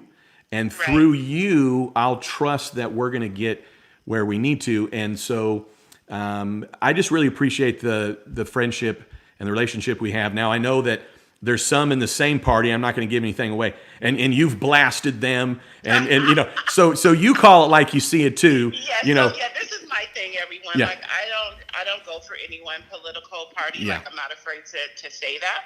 And I don't care what political party you're from. I love everyone all the same. Absolutely. Because at the end of the day, we all want the same cause. We want the same things to happen for us Americans. But oh my God, I'm gonna let you guys know straight up right now. I am so over Pelosi. I'm so over Newsom, and I'm so over Garcetti. Yeah, and, I bet. Yeah. and I don't care. Like, I will throw, when you do something wrong, I'm all over you like a ton of bricks. Right. Whether you're Republican, Independent, Right. Yep. Or Democrat, it doesn't matter. If you're not doing what you're supposed to be doing, like, I'm done with you and I want you gone. Like, Yeah, absolutely. Yeah. Well, and that. so Pelosi and her shampoo, and Gavin and his restaurant with his family, Yeah. and then he had the nerves to turn around the other day and say he wanted to support small businesses, and I about fell off my bed. And I'm like, well, what are you talking about? Like, you just shut all the small businesses down, and now you want to tell us to go on Small Business Saturday and support them. Well, let me see, which one can I find? Oh, there is none. Yeah. So, Yeah. Oh my. We all have to kind of stick together, and if this one political party is doing right, then we need to stick with them and forget all this not being together and all the hate, and that's not what it's about. We're all here for one thing, for one thing only, and that's just to make things happen for Americans and small businesses. Yeah, absolutely, and I think that's what I've enjoyed. You know, one of the things, and I know you'll remember, but. You know, Amanda and I were out in San Francisco, I think 9 hours away from you all. We did look to see if we could come see you, Cindy, and coaches. We tried to connect with Tony. He tried to connect with us. As a side note, out of San Francisco, we did get to have dinner with Russell McDonald. All to say this, we were out in San Francisco. I was flown out there by not him, but I was flown out there by a gentleman that's working directly with inner city youth, and I got to visit all day on the front lawn in Oakland, California, with kids probably 18 to 20, and then young adults. Many had circumstances that they're trying to get out of. Several of them were fresh out of jail, so to speak, and I was just visiting with them about how to go about the EIDL or business loan, or how to set up a business and things to that effect. And I was really amazed at how non-political everybody was, because I'm not out in California and in San Francisco. I'm in Oklahoma. We're a red state. Let's just say it. I'm not saying I'm red or blue, but it's a red state. California is a blue state. But anyways, I was just really encouraged by the entrepreneurial spirit. And when I say the youth, I don't really hang out with the youth other than, my son who's 18. So these were, maybe late high school, but mostly in their 20s. And so to hear kind of the entrepreneurial spirit of, we just need to move forward. The politics and all this stuff that's going on, the stimulus and things to that effect, I think is important. For us to realize what the full game is here, which is small business owners, each other, in America, and taking care of one another. So anyways, I didn't mean to even get too political. I more just feel like this is a true friendship that you and I have, that you and I and Amanda have, because even if not everything's exactly arm in arm, so to speak, we're still arm in arm trying to figure all this out. So with that being said, tell me what's going on right now with your business. If share whatever you'd like. Don't get into dollars, but how is your business affected? And maybe first, tell everybody what your business is and what the effect is. Okay, so everyone, my business is I'm a semi-truck driver. I drive big semi-trucks. I pull trailers for whoever needs a trailer pulled.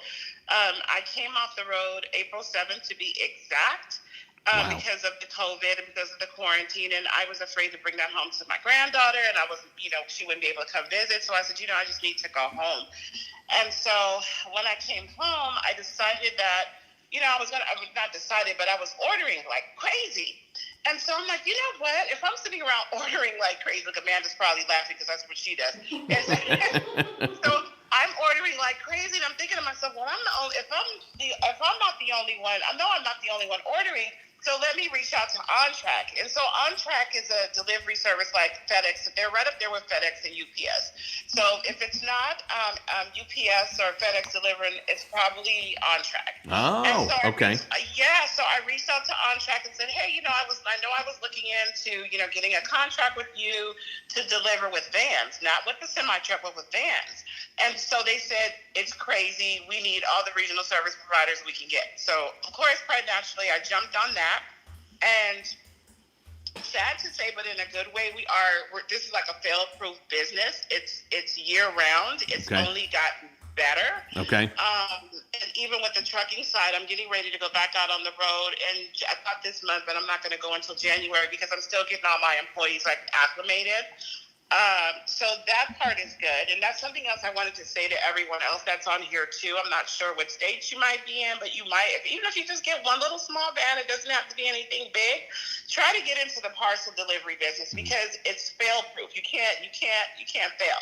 Like Gotcha. you're never going to fail because as long as you have people ordering, you're definitely going to be able to make money. Gotcha. And so that's where all my money is being made right now. And I haven't really had to feel anything, but when I heard a couple of weeks ago that, California was like kind of just throwing it out there that we might be going back on this stay-at-home order, the first thing I thought about is, of course, I thought about Cindy, I thought about coaches, and I thought about my family. And so when I say family, I mean my family here that's on your channel, that we all talk, we all speak with each other through chat. And I was just concerned, and I told Amanda, I said, tell Uncle JJ he has to do a video. I'm sure everybody needs his help, Yeah, well, you're so sweet. Yeah, I saw that. Yes.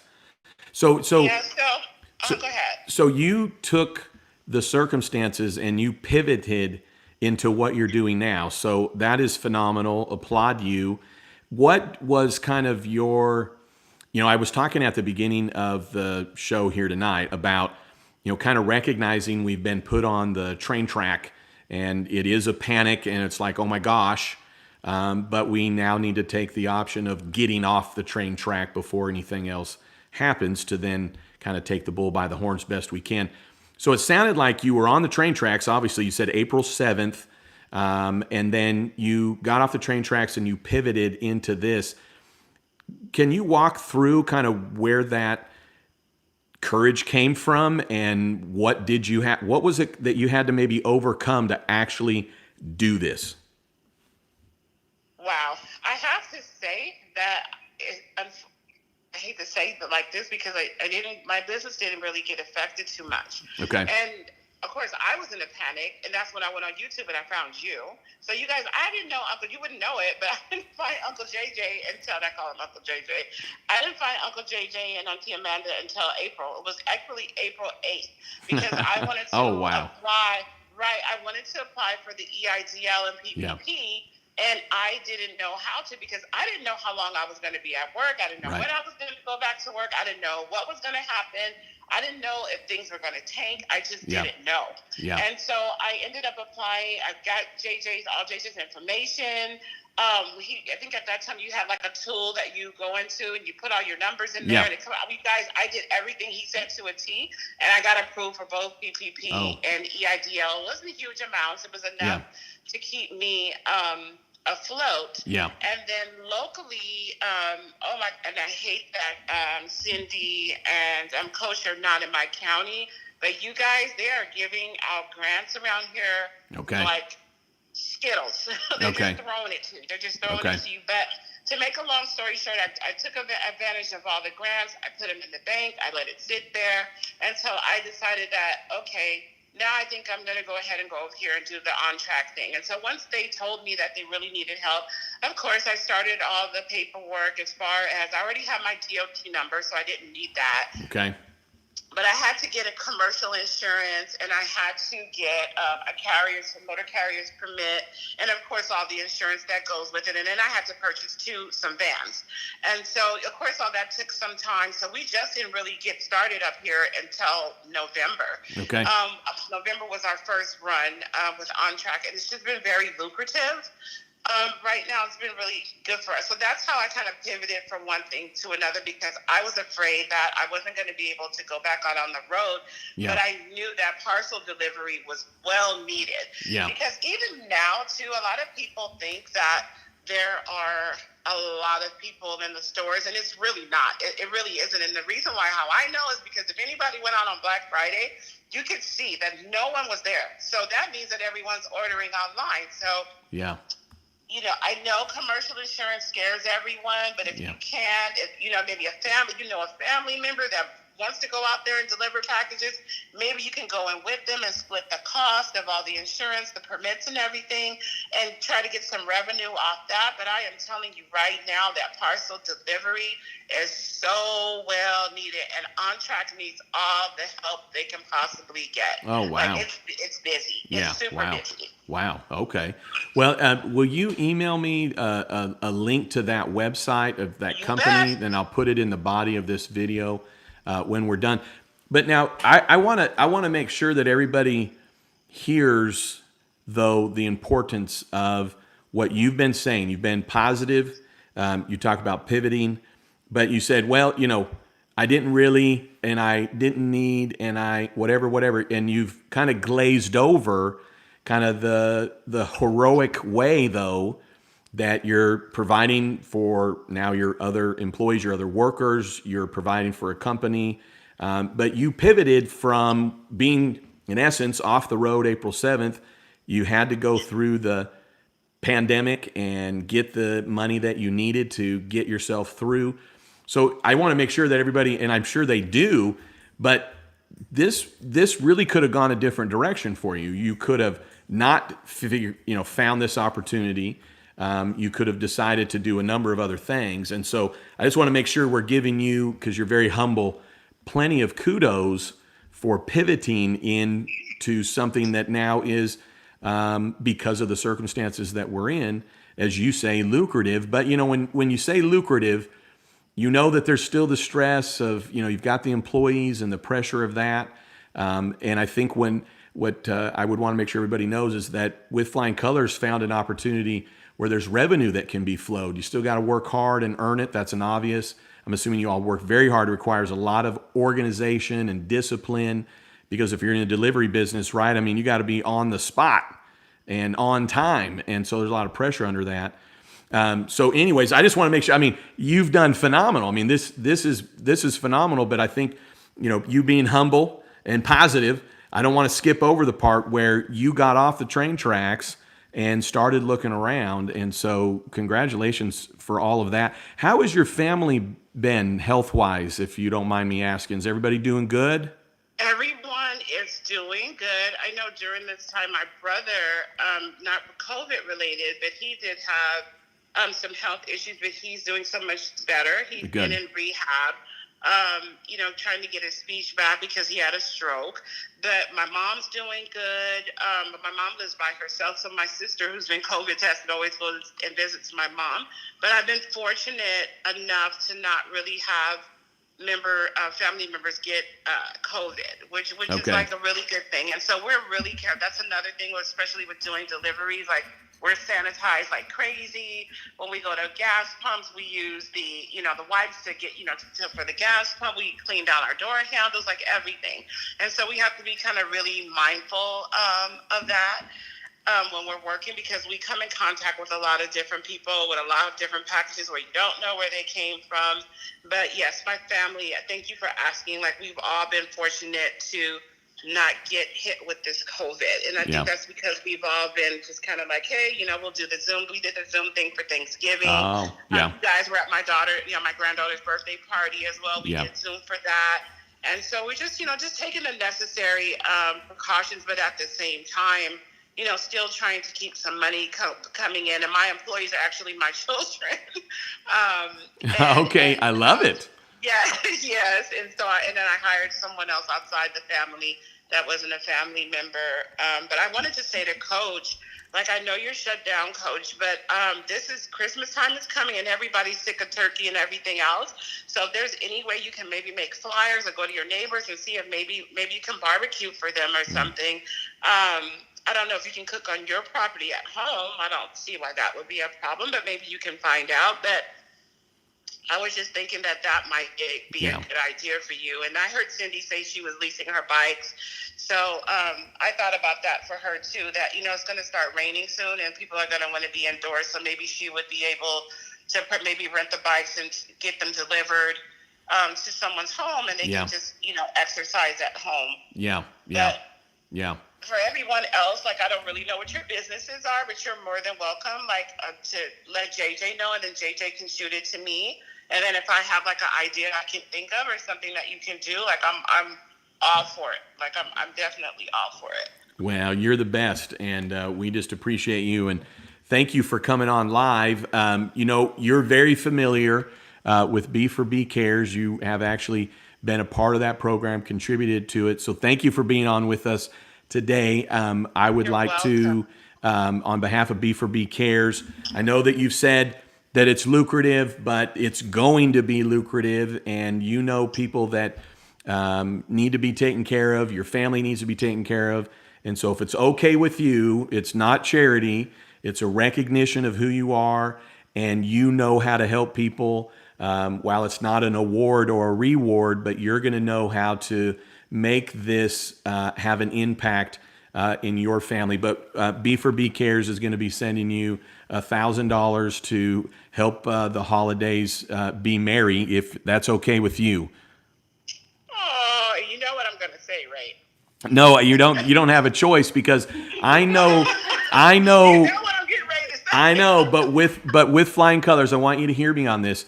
You're part of the program, so I already know you most likely are not going to use it, but you're going to know people in your community or directly in your family that this will help. So what you're doing is helping Tony, Amanda, and I. We don't know in your community or in your family who could be impacted by this, whether it's one person, two people, or 10. But look at it as this. We want to send you this $1,000. You're an ambassador of that $1,000. I don't need to know what you did with it, but I already know you're going to be an ambassador for B Cares, and do what this money is meant to do, which is spread some positiveness, if you will. So think of it that way. We're giving this to you for you to be an ambassador of that $1,000 to use as you see fit for those that are in your community and in your family that could use something like this. Okay. I want to say, give it to you know who. Well, don't you worry about that. Don't you worry about that. And I appreciate that. I appreciate that. And I know that from our perspective, as positive as you are, the way you're reaching out to everybody, even right now, even if you don't have somebody in mind right now, which you probably do, know this: the universe is going to put somebody in front of you, or 10 people or 2 people. So look at it as this: we need your help to give this money. There's only so much we want to give to any one person. When we came together with B4B Cares, we really kind of wanted to put a cap on what we would give any one company, and so we're at our cap. But I want to give this to you, knowing you're gonna take care of this and be an ambassador of it to help some people. Okay. Thank you. Well, you're welcome. You're welcome. I appreciate it. Yeah. Well, and take it as lost for words. Well. You know how I am. I know, but take it as this: we see you as a part of what we're doing. You were one of the first to give to B4B Cares. Look at it as this: you're like an ad hoc, board member here. And we have money that we need to give away before the end of the year. That's what we're doing now. And we're not going to give more than $1,000 to any one company. So it's not income to you. It's not a hand up. The one thing about B4B Cares, it's meant to be a hand up. And so anyways, look at it as this way: we need help to give this to some people. You know of some people, I'm sure. So think of it that way. We're just using you as a conduit. We're just passing it through you. We will make it payable with flying colors, but it's not income to you. I'm your CPA in this regard. It's not income to you. You're passing it through. But anyways, so we'll get that out to you. And thanks if you find some people, that'd be great. And thanks for doing that in advance.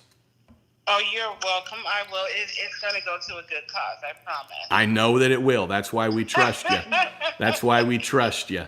Well, hey, thanks so much for hopping on. Thanks for all the positive energy.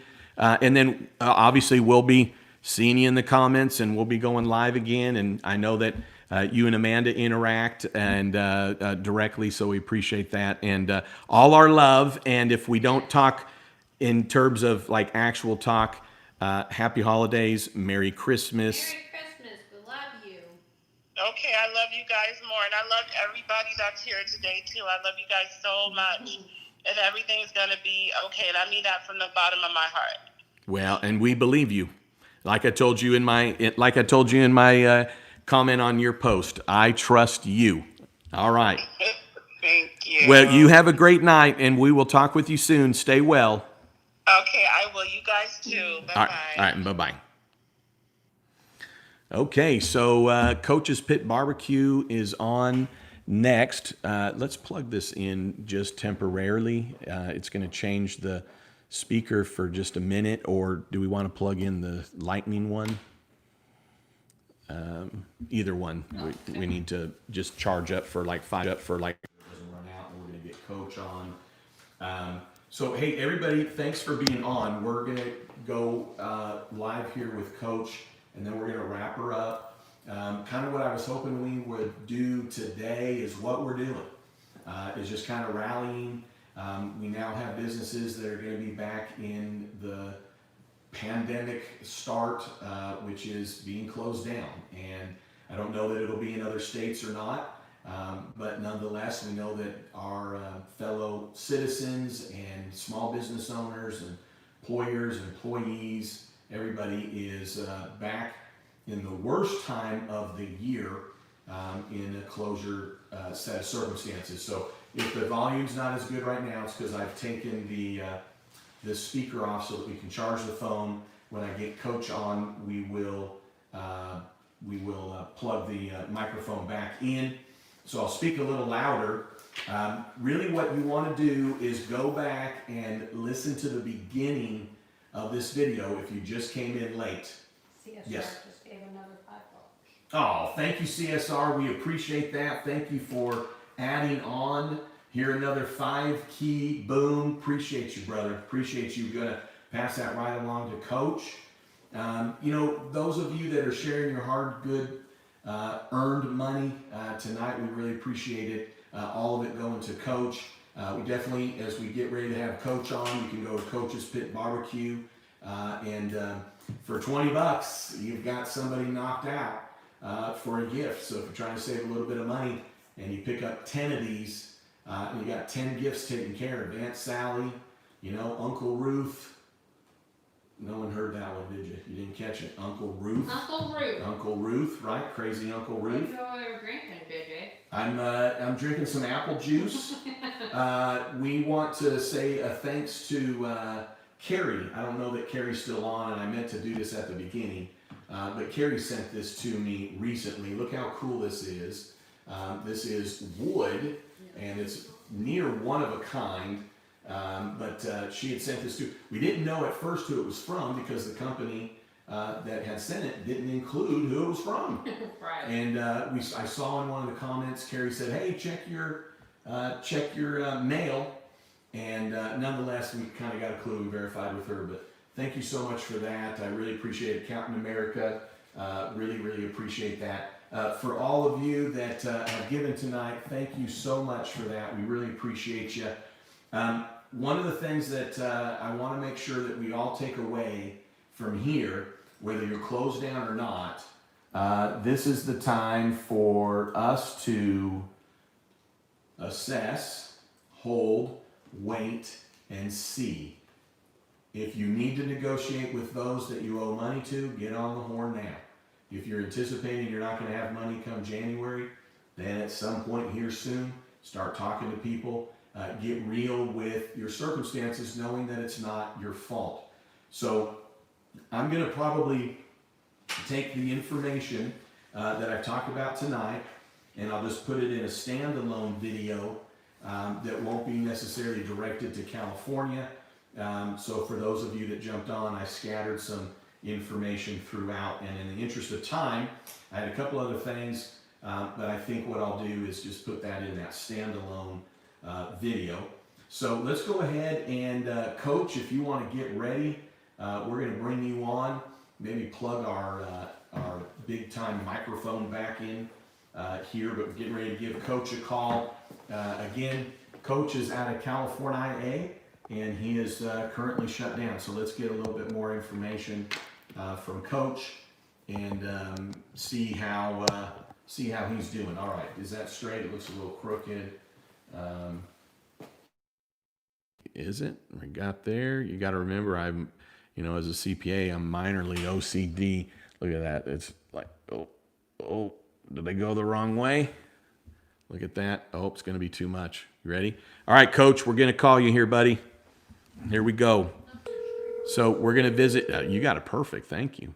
We're going to visit with Coach, and then we're going to wrap up. Coach, what's going on, brother? You there? Hey, come on, JJ. I can hear you. Can you hear me? I can. Loud and clear. Over and out. 10-4. Roger that. So That's a good copy. That's a good copy. there you go. There you go, sir. Hey, tell us a little bit about your military background. I know that you were in the military for 11 years, and you jumped out of airplanes. So Yeah, tell us, instead of, tell us how many missions, and maybe tell us a story that it's not top secret clearance, but maybe you could tell us a story, even if it's during training, of something maybe that you saw when you were jumping out of the plane, or something exciting. I know that absolutely. So give us a story. Tell us a little bit. How long were you in the military, and tell us, because there's specific, all of the, I was in this battalion. So tell us all that, and then tell us how many missions, and tell us a good story.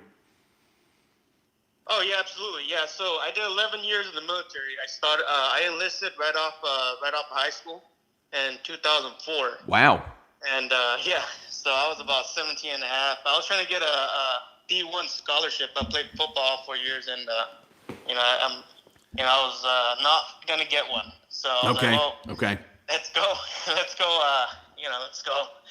to the next one. So yeah, I mean, I always wanted to do the military, and Awesome. it was kind of it was kind of like my third thing on my bucket list to do. Wow. Yeah. But I went in 2004, November to be exact. November 2004. November 19th, 2004 to be exact. Okay. It was Okay. my first time on an airplane. Oh my gosh. What? Yeah, first time on an airplane. Oh my gosh. Yeah. Okay, go ahead. It was the first time on the airplane. I went to LAX. They dropped me off at LAX. They gave me a paper. They gave me my ticket. Here you go. You got to go to boot camp. Don't get lost. We'll see you over there. And Oh then I my was gosh. Yeah. So I never seen an airplane. I'd never been inside an airport, and there I was.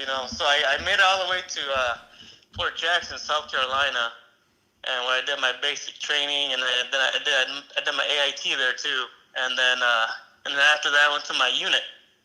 And so this is how I got to be paratrooper. So I got to my unit right there in Georgia, Fort Benning, and about 2 weeks into brand new being a part of my unit, or like, we're taking applications for anybody that wants to be airborne, anybody that wants to be a paratrooper. I was like, what's a paratrooper?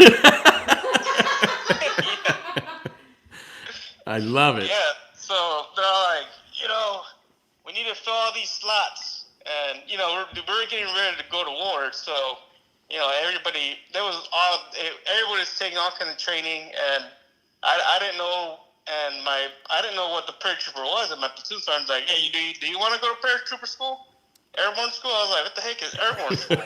Oh no. They're like, you're gonna jump out of airplanes. I was like, what? They're like, yeah, what do you mean jump out of airplanes? Yeah, I mean, you ever seen the movie? You said the movie Black Hawk Down. I was like, oh yeah, I've seen Black Hawk Down. Well, you're gonna jump out. You don't rappel down. I was like, oh, okay. Oh so my I went to paratrooper school, and it was a culture shock. I was just wow. No doubt.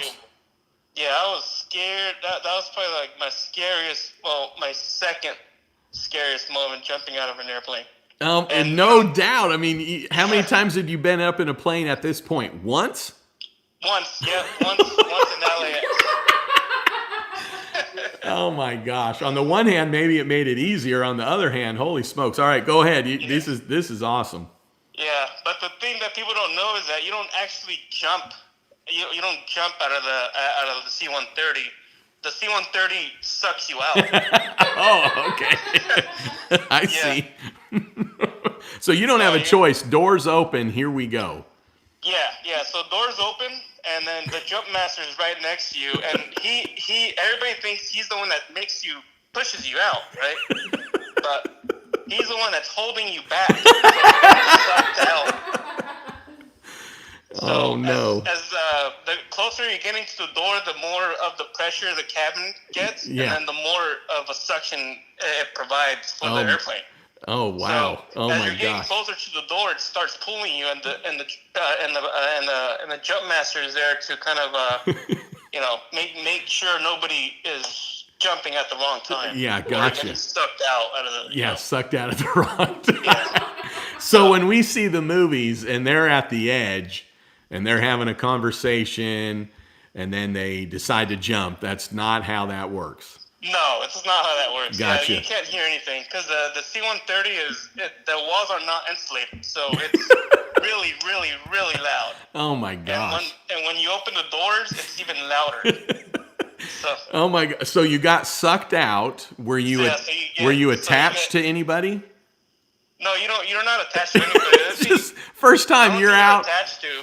Oh my gosh. gosh. The only thing you're attached to is the cord on top. So you hand the jump master the cord, right? And then he gets it. He makes sure it's secured. So when you jump out, your chute opens. That's what you. I see. Yeah, it automatically opens because I see. The hook is a hook that's attached to the back of your parachute. Okay. So when you jump out, you're free falling for about 2.5 seconds. I got you. Okay. Wow. Okay. Well, I mean, I'm sure even if I was in a parachute or had a parachute attached, I would still feel like I was free falling. All right. So you get sucked out. 2.5 seconds later, parachute opens. How high are you at this point?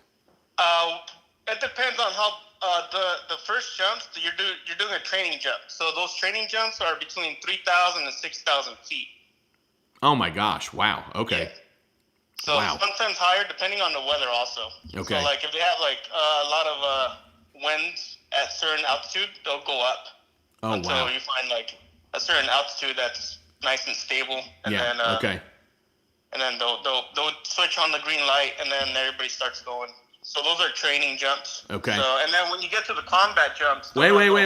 Hang on a second. Hang on. You're still at like 3,000 to 6,000 feet here. So parachute, it deploys, if you will. It opens up, and what's the technical terminology that your parachute opened up? It opens. Okay, that's the technical terminology. Your parachute open. Okay, so now what's going through your head other than? Now you get a big jolt. Like right when you open the chute, it gets a big jolt, and it pulls you up, like very violently. Okay. Oh, okay. And then you know that's when you're good. That's when now my chute opened up. I'm good to go. Then you start kind of guiding yourself on where you're gonna land. Because there's a certain place everybody lands. Because not everybody can land on the. Yeah, but I mean, you're still minimizing this. I mean, Cindy just kind of minimized over and was very positive with flying colors, kind of just glazed over the hard part of getting to where she actually pivoted to now. You're glazing over like, oh yeah, we're just good to go, 6,000 feet. You just direct yourself. So what you're holding on to something, and when you say you're guiding, like how did you even know what to do? I mean, I understand that some may think it's common sense, but I'm just telling you, if I just got pushed out of a plane, 2.5 seconds free fall, it just jumped, I'm jolting. I'm still probably cussing. I'm still probably yelling. I'm still now taking a deep breath, freaking out as I tell Amanda, this is not the safest thing. That's right. So when you say, like, can you see, is there a big target down below? Like, you know where you're going and you're pulling yourself? And how many people have just jumped out with you? So you'll jump out, and then the guy that's well, he's not below you. He's right above you. Well, not right above you, but about 2.5 meters behind you, depending on what way you're facing. I see. When you jump. so you got to stay away from that guy, and then you got to make sure you stay away from the guy that's below you also. Because sometimes the wind takes up somebody's chute, and then that somebody's chute could go up or down. So that's why you always got to be focusing on what's below you. Now, how long did you get training before you got sucked out of a plane? We get about 4.5 weeks before we actually jump. Okay. And is there like a simulation type thing, a wind tunnel kind of thing? No wind tunnel. It's just yeah, everybody thinks that, right? Yeah. No, it's just like we get a zip line, right? There's a zip line between buildings, and then that zip line we use it to do our trajectory. I see. Okay. The rolls, because when you land, you got to roll with the land. Everybody thinks you're just gonna on the movies, just land on 2 feet. Yeah. Oh, that's not the case. You got to roll with your movement. Oh my physics. gosh. Because you're going super fast. You're coming down, and then the land's right there. Land's not going to go anywhere. So you got to go with your kinetic energy and roll with it. Yeah. So, did you hear that one? He said the land's not going anywhere. You're coming at it. And that's it. Oh my gosh. Okay, so the first time you went, I mean, like, how freaked out were you? I was freaked out. It was my second time on the airplane. This is a C-130. It's huge, right? So I'm like, what the fuck? Yeah. And then you got you got about 45 pounds of gear on you.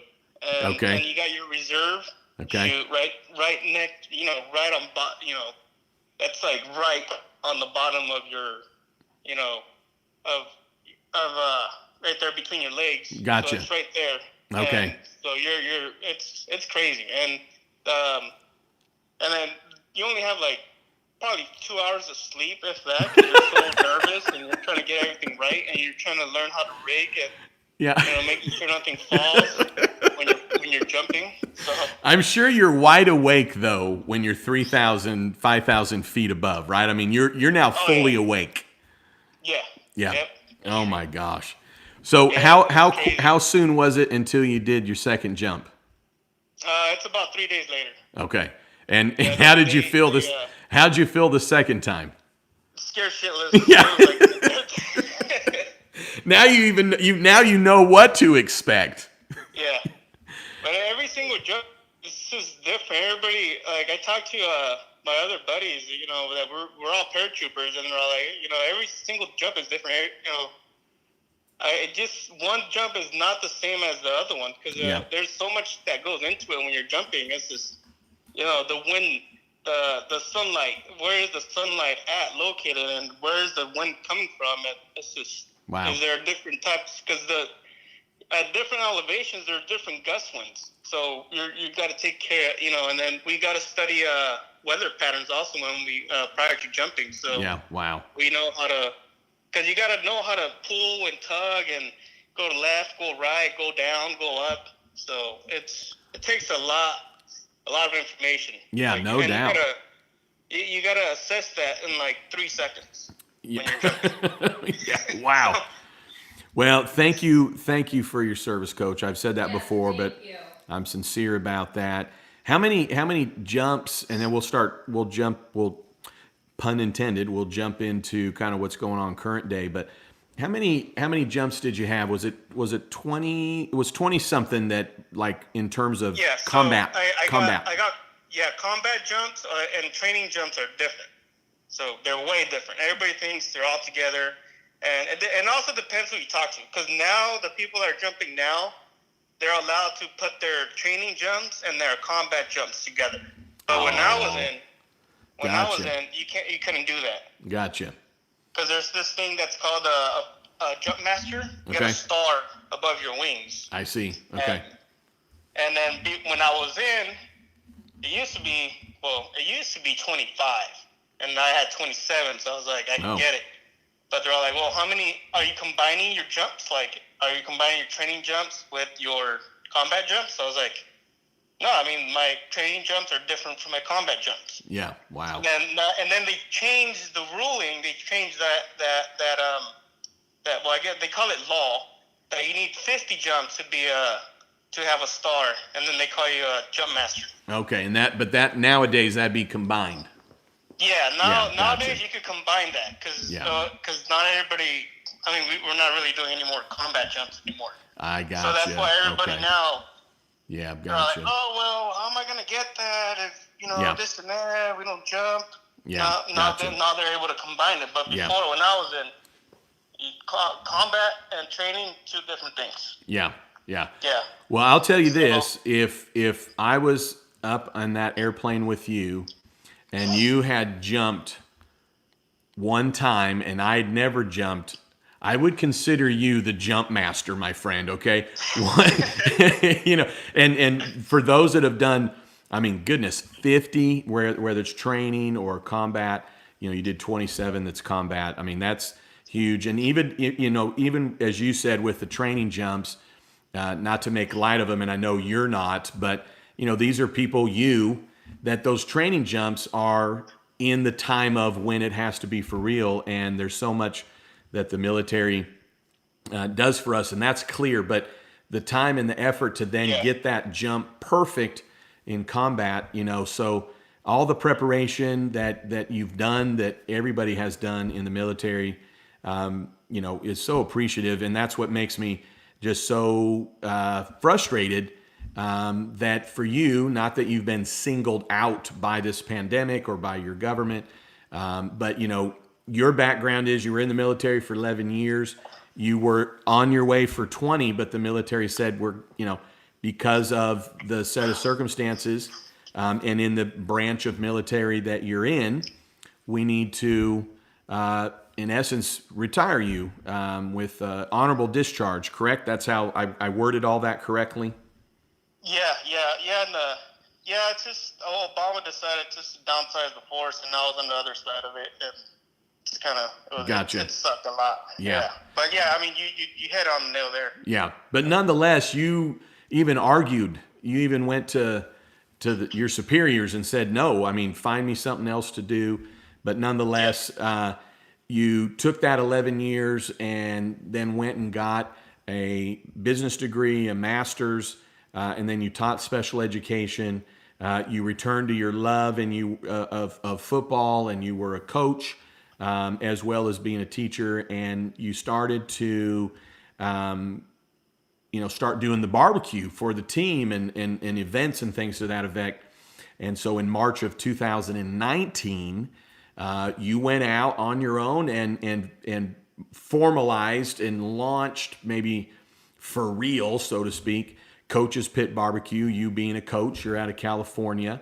And then March of 2020, you had to close down like really everybody else. You were open for 3 weeks in the early part of summer. Then you were closed down again. And then we heard the wonderful story of how With Flying Colors was able to breathe life into a set of circumstances, bringing in the right people, that you were able to get your permits back, because everybody was back open, but it was going to be a $25,000 upgrade to your $25,000, food truck trailer, if you will, doubling your cost. But nonetheless, that got not really waived. It was just, I don't think the county, in the long and short of it, just didn't understand your trailer and how it went about. So you were getting, requirements that just didn't really apply to you. So anyways, the mayor's office clarified that, did a great job, and sounds like you have a great relationship. Sounds like the mayor's really been wonderful, the mayor's office as well.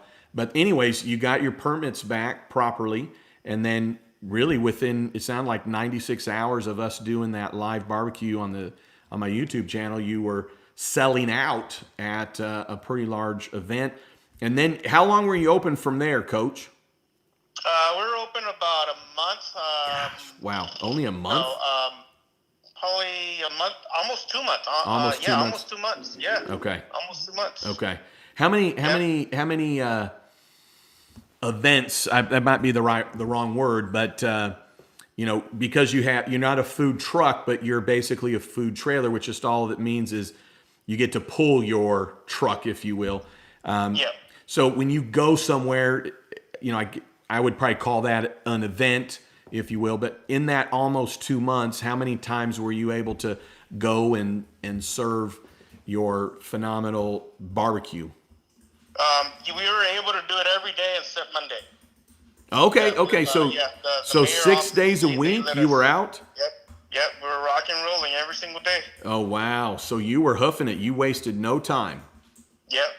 I mean, the mayor hooked me up with a great venue, and me and the owner of the venue, we came up with. He said he wanted us there every day, and I was like, well, we can't really be there every day because I mean we need time to prep. Yeah. And, Right. Yeah. Well, that's awesome. I'm just chuckling because that's just how good you are. And so tell us now that you're closed. With Flying Colors had said something about, are you able to cook on your premises and then deliver it? Kind of how these other restaurants can't be open, but they can be open for to go. Are you able to do that? yeah, so with that, I would need a special permit for that since I'm not a restaurant, since I'm not a brick and mortar, I'm a mobile. I'll need a special permit where people could buy and they'll be able to come and pick up. That's another permit. And the thing is, you can't cook in your house. So that's against the law. You can't do anything from your house. Oh, really? Yeah. Okay. All right. So I'll need if you got the special permit, I guess you would have to go to a parking lot to cook. No, I will need to find a kitchen, So kitchen. you can't cook in your trailer then? You're saying that wouldn't be allowed? Yeah, that wouldn't be allowed because of the permits that I have right now for my trailer. I'll need to be attached to a kitchen. Oh, wow. Okay, Yeah. so there's really just not. So Yeah, I'll need to be attached to it like a brick and mortar. Okay. Or some type of commercial kitchen, like a real commercial kitchen. Yeah. Do you think there's anybody out there that would basically have you come in like a celebrity chef and use their kitchen alongside their other product, or no? You think there's any? We're talking to a couple of people. Everybody is kind of iffy. Bringing other people in to their kitchens. But we're talking to about one restaurant owner that to see if he'll be able to let us, do something like that for a fee, of course. Yeah. Oh, sure. Of course. Yeah. Okay.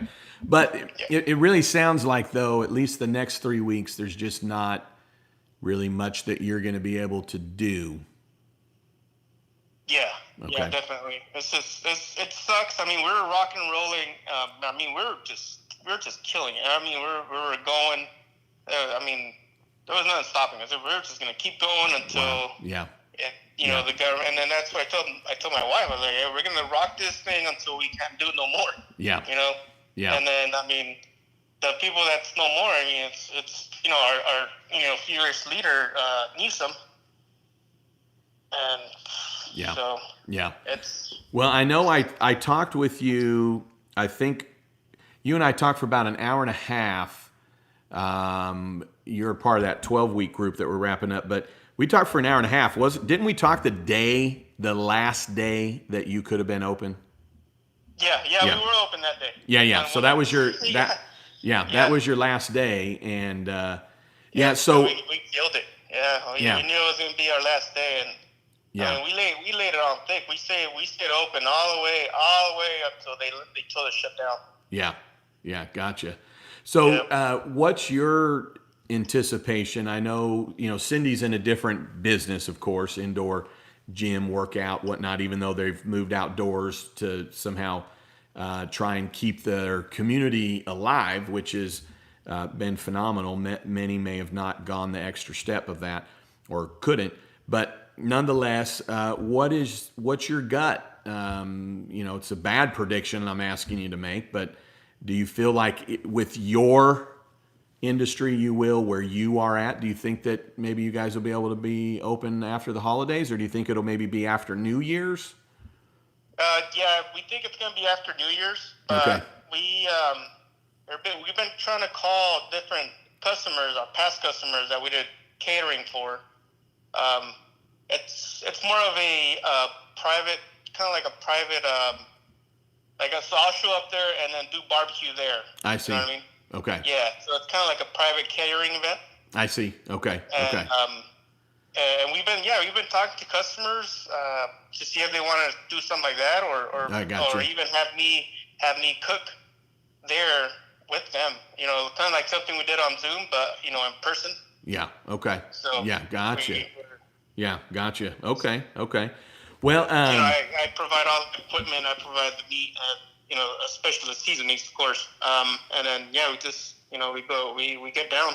Yeah. And yeah. We barbecue and we spread barbecue love, and I mean, we did that big event at Cable Airport. It was unbelievable. It was awesome. Wow. It was for a couple of Vietnam veterans, Vietnam pilots. Oh, they wow. actually flew in the Vietnam War. Oh wow. And it was so cool. It was wow. It was a great blessing to do that. Yeah. I mean, those guys, they didn't get they didn't get respected like we did when we came back. I got you. So. Whenever they call, it's, I make it happen. Yeah. Yeah. Gotcha. Well, let me ask you this, because I know some had asked when we were doing our live on the barbecue, and you were showing us how to cook pork and steak and chicken. But no, was it chicken? Yeah. But with that being said, I know that there were some that were saying, well, hey, why don't you just pick up and go to, another state, or pick up and go to where there's not closures, maybe in northern part of California. But you had told us how you really can't do that because of permitting. That was when you had to potentially do an increase to your truck, your trailer. You had to do all these improvements that ultimately you didn't have to do, but that was why you didn't have your permits. So in these circumstances, only because there's going to be, the mindset of like, well, hey coach, should you take your trailer and go somewhere else? But what's the problems with that? Because I'm assuming that's really not possible. Yeah, that's what we're seeing now, because we're planning on going to New Mexico. That was our right. plan I remember. go, yeah. Hitch up, tow up, and head out to New Mexico. But now New Mexico's in the same boat that we're in. So even if I do go over there, I'm not going to guarantee that I'll be able to sell, because most of the people there are being shut down. Okay. So I got you. So I got you. I mean, our only bet now is to hitch up and go to Texas. I got a couple of my buddies that live in Texas from the military. So I mean, they said it too. They're like, why don't you just come over here, man? Everything's open, Yeah, gotcha. Well, true. Everybody loves to barbecue. So. Yeah. Well, you and I had talked about, you could kind of turn it into a little bit of a social media event, not like you're going to move, but, doing a little tour, going to where you can be open. But if you're in Texas, and, I'll extend the same invitation to you to come to Oklahoma City. I got an extra room you guys can sleep in and hang out in. So if you guys come this way, I hope you come up to Oklahoma City. I'm sure you will. I'll put you guys up and we can put on a big event. But all that being said, that takes money. You don't have money coming in, so it's not as easy. I know that sometimes it's finding solutions also then require some money. So, but what that's what my wife always says. It was like, you got all these ideas, but no money. Right. Well, I know that what I've really appreciated about Cindy being on with Pedal Spin Studios and with Flying Colors and with you is that, you're all in California. You're a part of this channel, and you're always all so positive and encouraging. All three of you have your own, story to how you've dealt with 2020 that's very inspiring. And part of why I wanted to bring everybody on was that sometimes it's good to hear that other people are going through the same things. It's great to hear people are going through the same things and finding other options and, getting up and doing it the next day. And I know that, yesterday you just closed, so you're taking a deep breath. And, on your website, Coach's Pit Barbecue, I'm holding up right now, Coach, you've got your beef, you've got your pork, and then you also have your, right here we go, the chicken.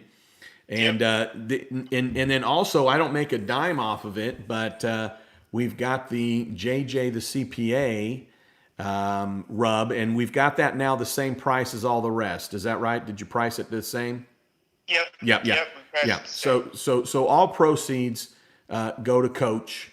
There is a cost to putting this together, but for $20, you're helping out Coach, helping out the morale. Go to Coach's Pit Barbecue. If you buy this one here, same price, we'll send you a koozie. And then what did we say, Coach? If somebody buys, what did we say? If we're going to give them a T-shirt. So I'm holding up our JJ the CPA. Five or more. If they buy 5 or more, okay. Yeah. So if you buy 5 or more, we'll send you a JJ the CPA Coach's Pit Barbecue T-shirt. And then if you buy the JJ the CPA, nothing, no proceeds go. But we'll send you, even if you buy one, we'll send you the koozie, which I don't have with me. I have them all at the office, but the koozie has this on it as well. It's a great way to, we were talking about this, Coach. I mean, I think the holidays upon us, people are wanting to and need to spend less, and this is a great way to put something together. How are you coming on? And I apologize, I didn't have time. I looked at your website the other day when we were talking about the pricing and moving things around, which I know you got done. But how is the all seasoning coming?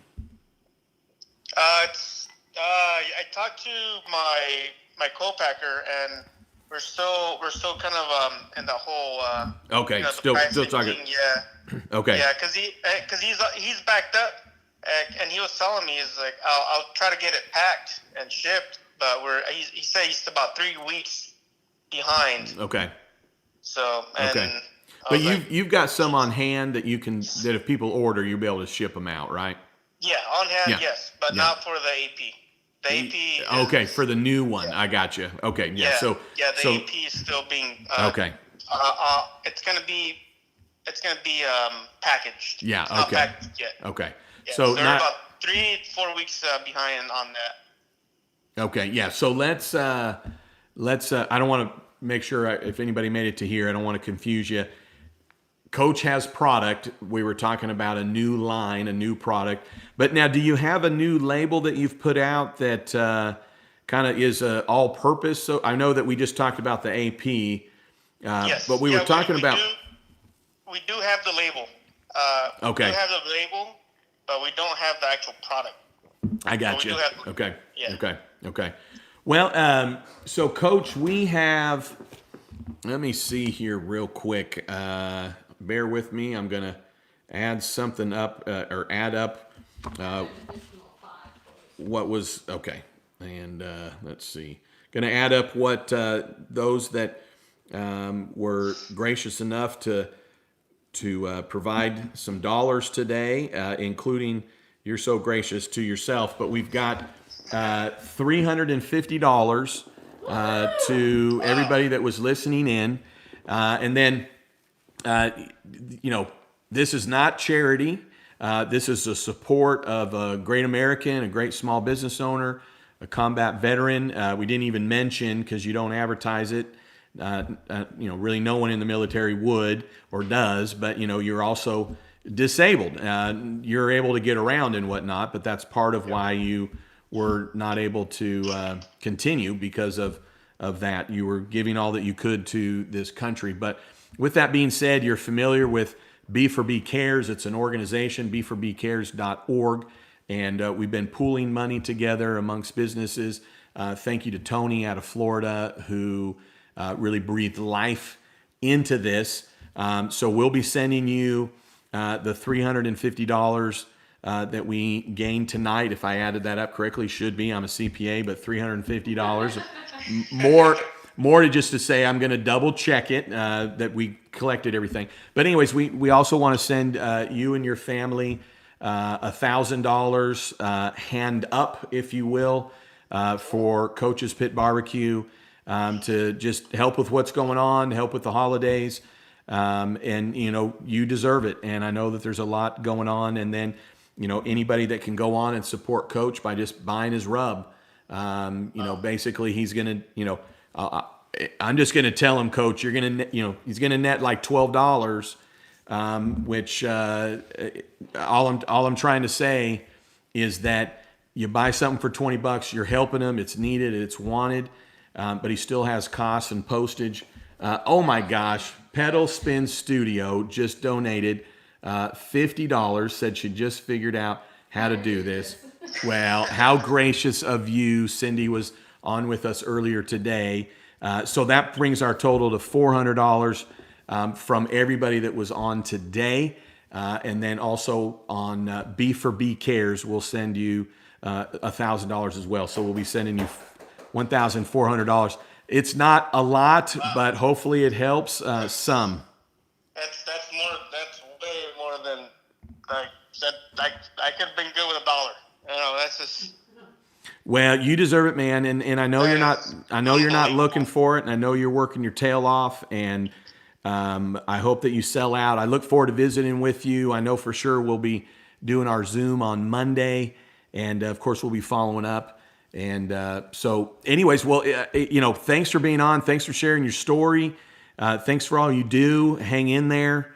And again, everybody in the body of this video can go to Coach's Pit Barbecue and buy up some of this award-winning rub. Well, Coach, thanks for being on. Thanks for staying on late too.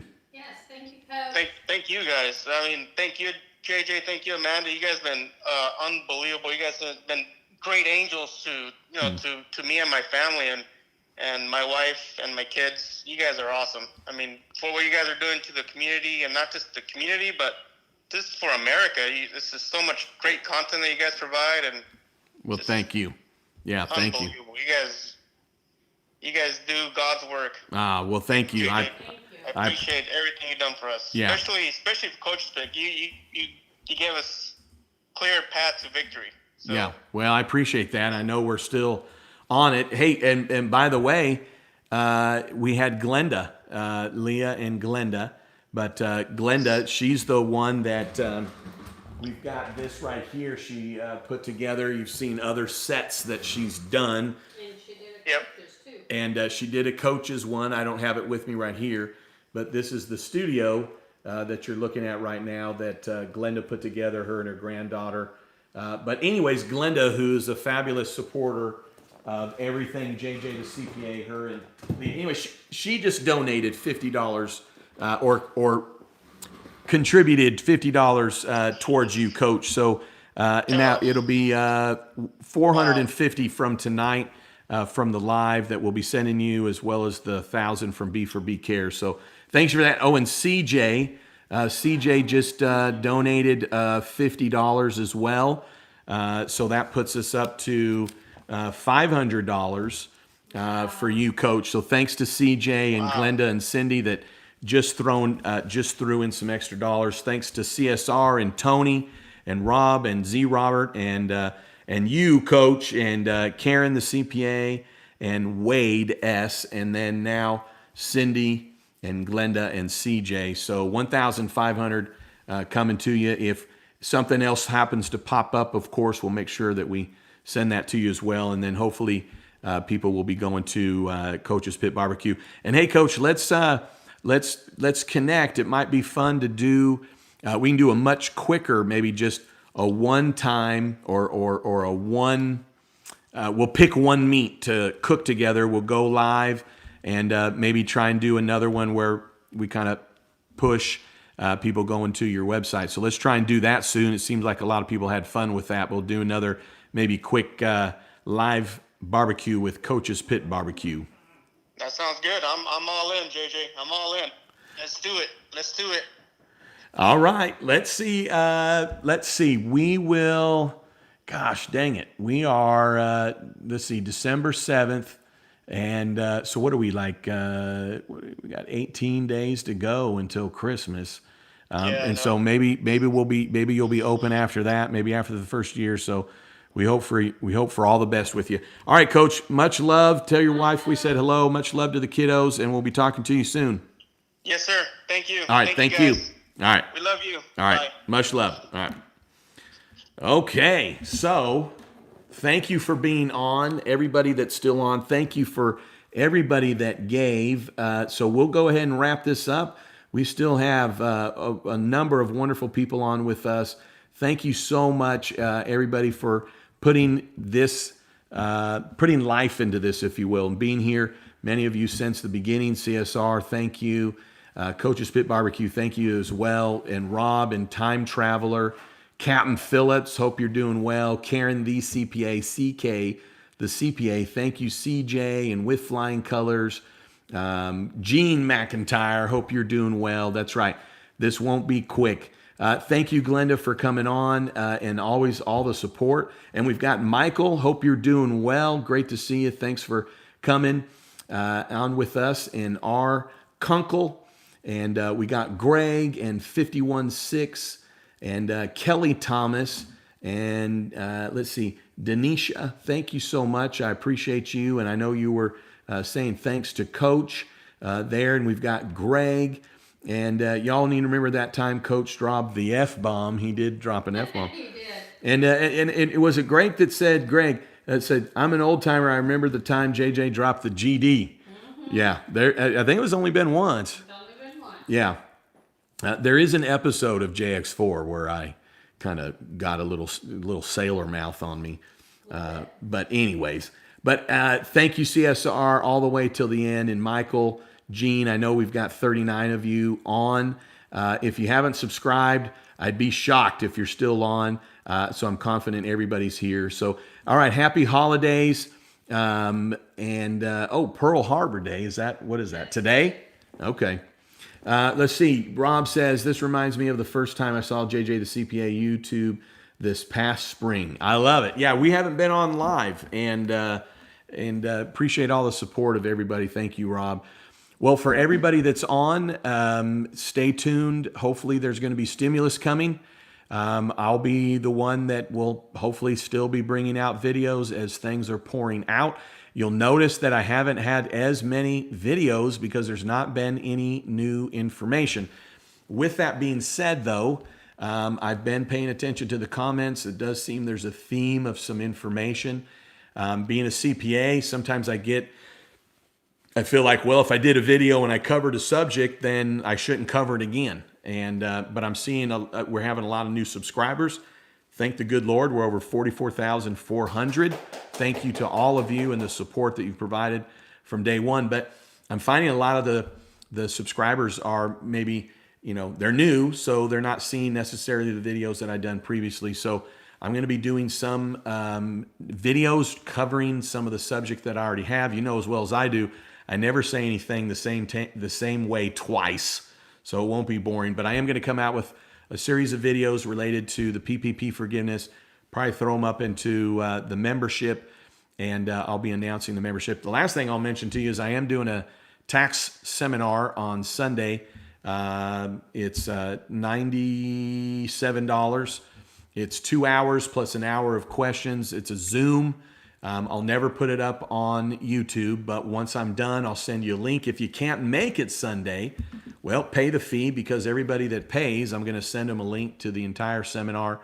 I'll have some materials to go along with that, an outline of what I'm going to discuss with some key information to help alleviate some of the notes that you might want to take during the seminar, a few charts and graphs and links, but I'll provide all that to those that sign up. So anyways, I think because it's Zoom, we're limited to 98. I don't know that we'll max out, but let's see, I think we're, 18 hours in, and I think we've got 25% already signed up. So anyways, love it if you'd be a part of that. I'm going to be talking about year-end tax strategies. If you go to jjthecpa.com and go to the tax seminar page, I've got a breakdown of all the things that I'm going to cover in that period of time, and I'll have to move quick. I will have to move quick. Amanda? Yes. Thank you for being on tonight and the assist. I know you've been busy with your channel. I haven't shown my face tonight. I know. Hi, guys. It was so good to see all of you guys. Thank you so much for all of your support for coaches as well as JJ.